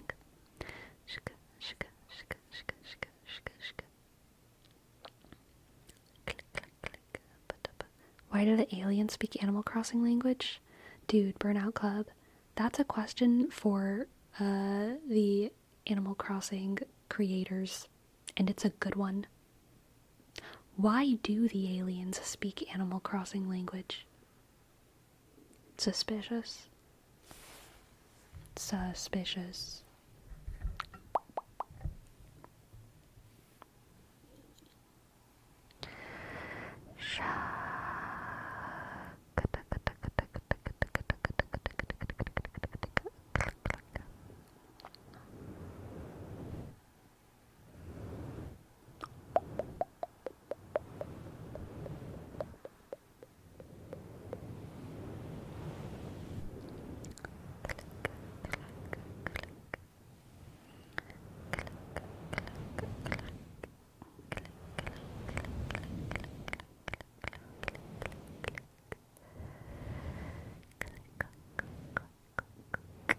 What a sneaky way to get a Joe Rogan invitation.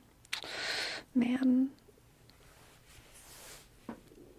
Dude, I would have absolutely nothing to talk to Joe Rogan about. Do you have a favorite spooky time Halloween movie? Probably Over the Garden Wall. Probably Over the Garden Wall. I think it's actually like the only Halloween media that I like. I don't like most Halloween stuff.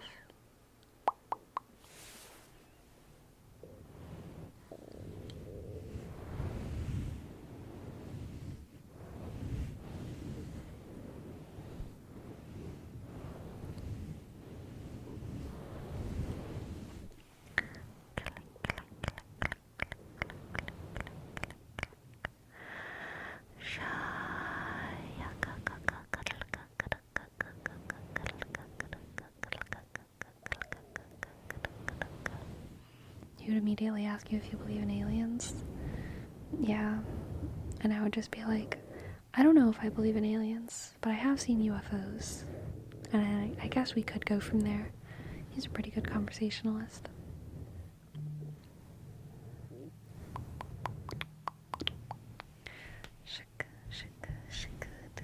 Just tell Joe the first pyramid is active? Active? What does that mean? What do you mean by active? Active.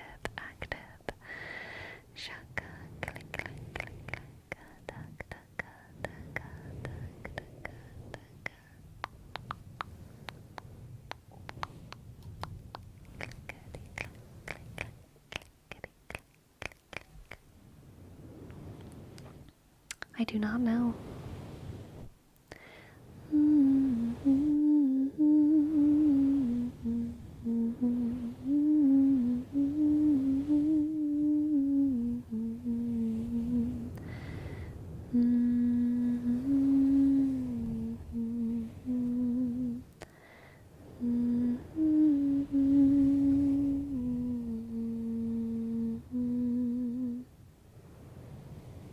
If you had to choose a planet other than Earth to live in, which one would it be?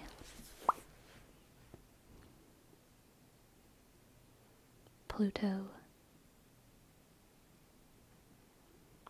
Pluto. Maybe Saturn. Because they're my two favorite Sailor Scouts.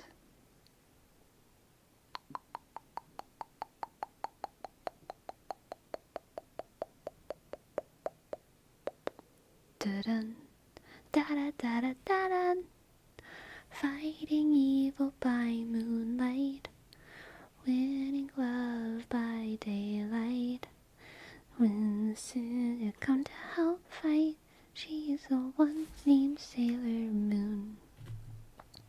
She will never turn her back on her friends. She is always there to depend.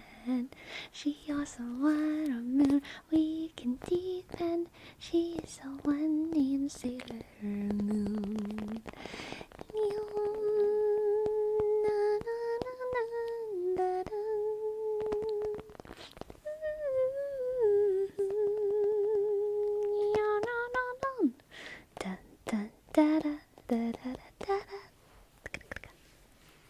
Yeah, I know, the copyright. I know. Whatever. Honestly, it's worth it to sing Sailor Moon. Were you more Sailor Moon or Cardcaptor? More Sailor Moon. I loved Cardcaptor Sakura, but Sailor Moon was definitely more intense. More intense and more long-lived.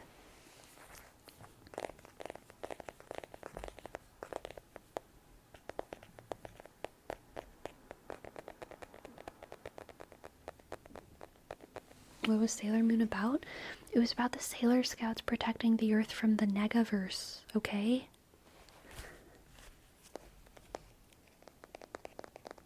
It was about the future space romance of Sailor Moon and Prince Endymion. Ugh.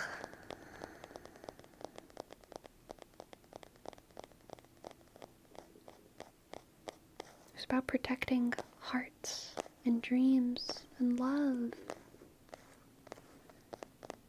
It was about friendship.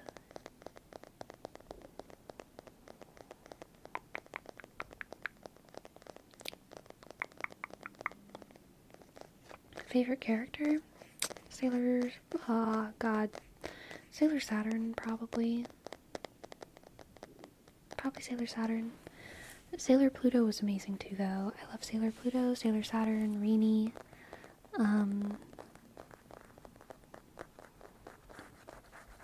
Those were my favorites.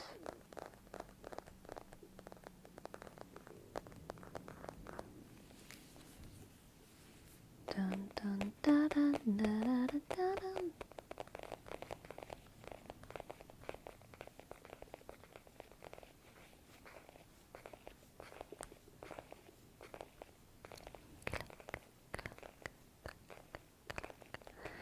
When I was a kid, I pretended most often to be Rini or Chibiusa in the Japanese, or Sailor Mars, or Sailor Pluto, or Sailor Saturn. I was the little sister growing up, so I identified more with Chibiusa and Sailor Saturn, but I always liked Sailor Mars and Sailor Pluto a lot, but they were a little bit older. Have you dressed up as a Sailor Moon character? I did dress up as Sailor Mini Moon one year.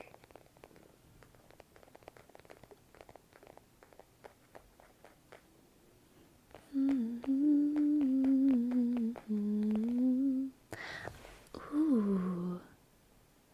Whoa, repressed memories, Jose. Repressed memories. I think I was supposed to go to Comic-Con in my Sailor Mini Moon outfit in New Orleans. And then, I think my friends canceled on me, and I never wore it. I never wore it anywhere, I don't think. And my mom made it for me. My mom spent so much time and work, like, sewing. She sewed this thing. Do you still have it? Y'all, I was like 12. It does not fit. But no, I don't have it. But it was when I was a kid, so, like, it was a long time ago. Sad. Sad.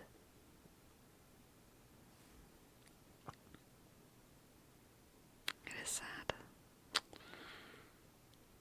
Dude, I haven't thought about that in so long. I might be wrong about the details, but I'm pretty sure that's what happened.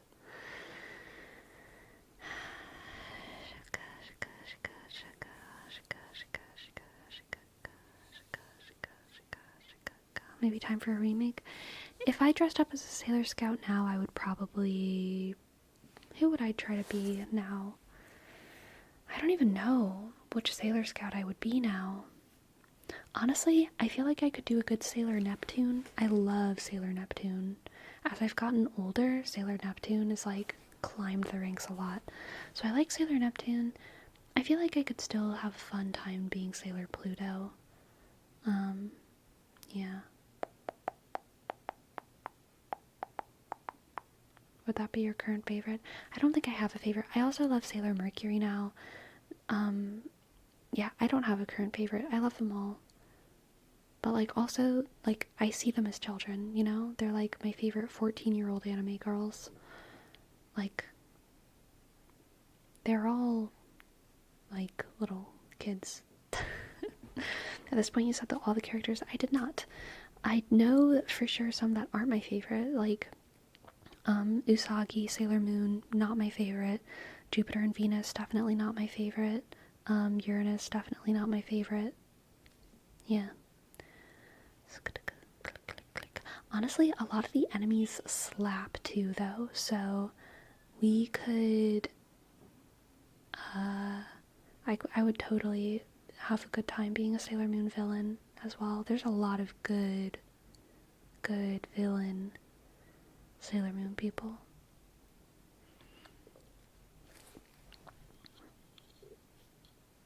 We all know you're a Kairi girl before. What about now? Are you a Shion or an Aqua girl?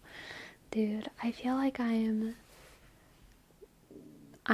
probably, like, Kairi. I'm probably on, like, the Kairi to Naminé spectrum now. Aqua is best girl. I wish I were an Aqua girl, okay? Maybe if I keep, you know, having these good leg days, maybe eventually I'll be an Aqua girl. But I'm on the Kairi Naminé spectrum.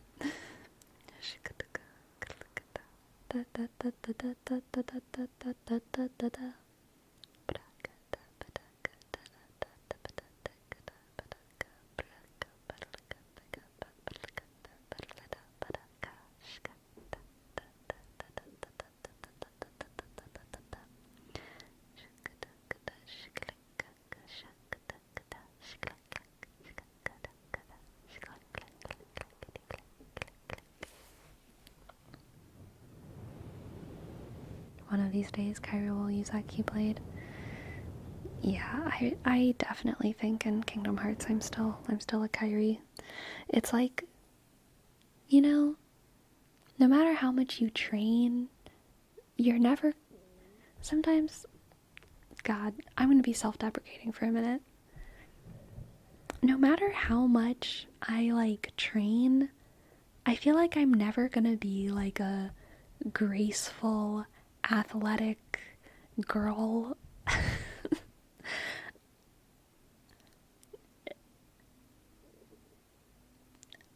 I am too much myself. And Kairi and I have that in common, okay? No matter how much she trains, she's always gonna be Kairi.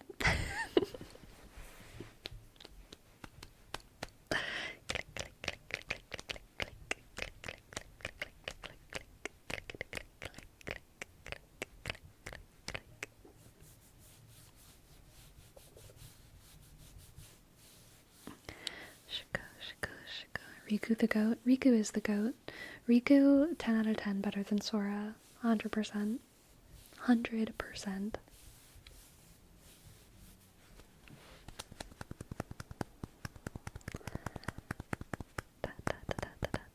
Honestly though, Terra. I'm not mad at Terra. Terra's pretty good. Terra's pretty cool. Click. Click. Click, click. Click, click. Clickety clack, click, click. Hello Casey, welcome to the chat. Alright my friends. What shall we name this stream? What are we naming this stream? What are we naming this stream? We have talked about a lot of heavy stuff tonight.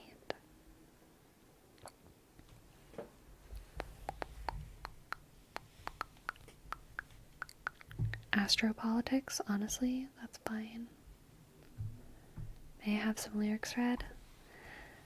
Sure. What would you like me to read for you, Jerome? Thank you so much. Thank you, thank you.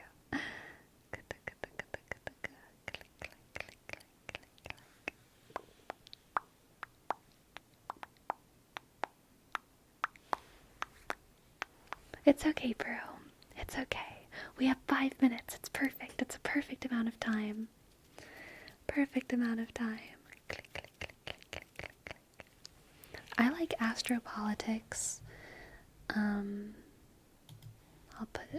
start writing my notes.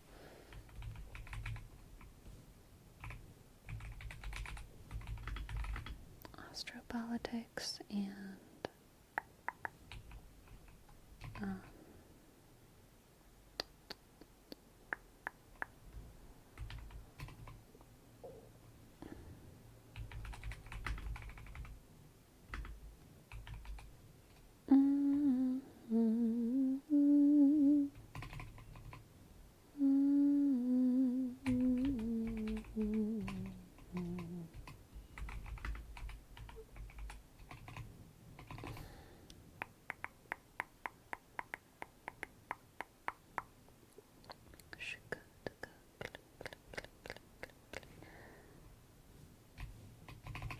here we go.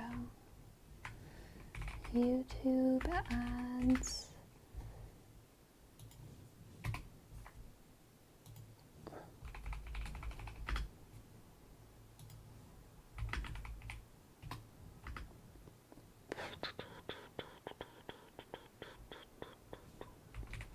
Cloacas. Honestly, based. This will be the title. But I'm going to read this song. I remember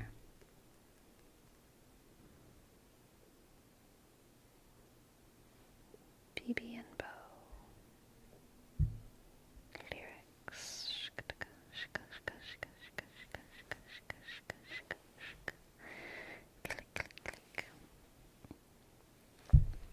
You broke my heart one too many times before, for I remember on the dance floor. I remember times when you'd go, now I'm happy alone. She stole my heart, I believe I fell for her tricks. I can't believe I passed on my life. I can't believe that times were like, oh, oh, oh, oh, so good. No one tell me how, no one to hurt me now. I'm sorry I read that weird, my brain wasn't processing it right. No one tell me how, no one to hurt me now. I thought we said our vows, I miss your disavow. Said, my feelings, you got the best of me. Motive was lust, you played me, basically. She told me I'm a quiet masochist. Oh, I know. I can't believe it hurts to kiss, so I won't. How could you ever say you wanted this? I sure don't. How could you ever say you'd rather be alone? I'll be honest. I'm so glad that I'm on my own. I'm glad I'm modest, finally gave time to myself. Now I'm breaking out my shell. I can't believe you broke my heart one too many times before, for I remember times on the dance floor. I remember times when you'd go, now I'm happy alone. She stole my heart. I can't believe I fell for her tricks. I can't believe I passed on my life. I can't believe that times were like, oh, oh, oh, so good. I told myself I need nobody else. I was surprised on how the cards were dealt. I wasn't ever sure how you felt, but I knew for certain I would take you back any time of day. Thank you to the adolescent me for my attitude. I can never tell you what you ever want to be. I ain't mad at you, 'cause roses are red and violets are blue. I'm missing you. You stay in your head, not sure what to do. I'm leaving you. I'll be honest, I'm so glad that I'm on my own, glad I'm modest, finally gave time to myself. Now I'm breaking out of my shell. I can't believe you broke my heart one too many times before four. I remember times on the dance floor. I remember times when you would go, now I'm happy alone. She stole my heart. I cannot believe I fell for her tricks. I can't believe I passed on my life. I can't believe there were times like, oh, oh, oh, so good. You broke my heart one too many times before four. I remember times on the dance floor. I remember times when you would go, now I'm happy alone. She stole my heart. I can't believe I fell for her tricks. I can't believe I passed on my life. I can't believe that times were like, oh, oh, oh, so good. Oh, oh, oh, so good. Bam. Thank you so much, bro. Thank you, thank you, thank you, thank you, thank you. Perfect, perfect timing, perfect timing. Alright, let's see who we shall raid.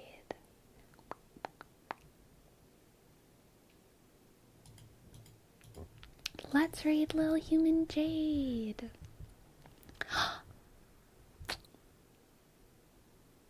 They are having a based clown stream, okay? They look amazing. Oh god, I just messed everything up. No, I didn't. It's okay.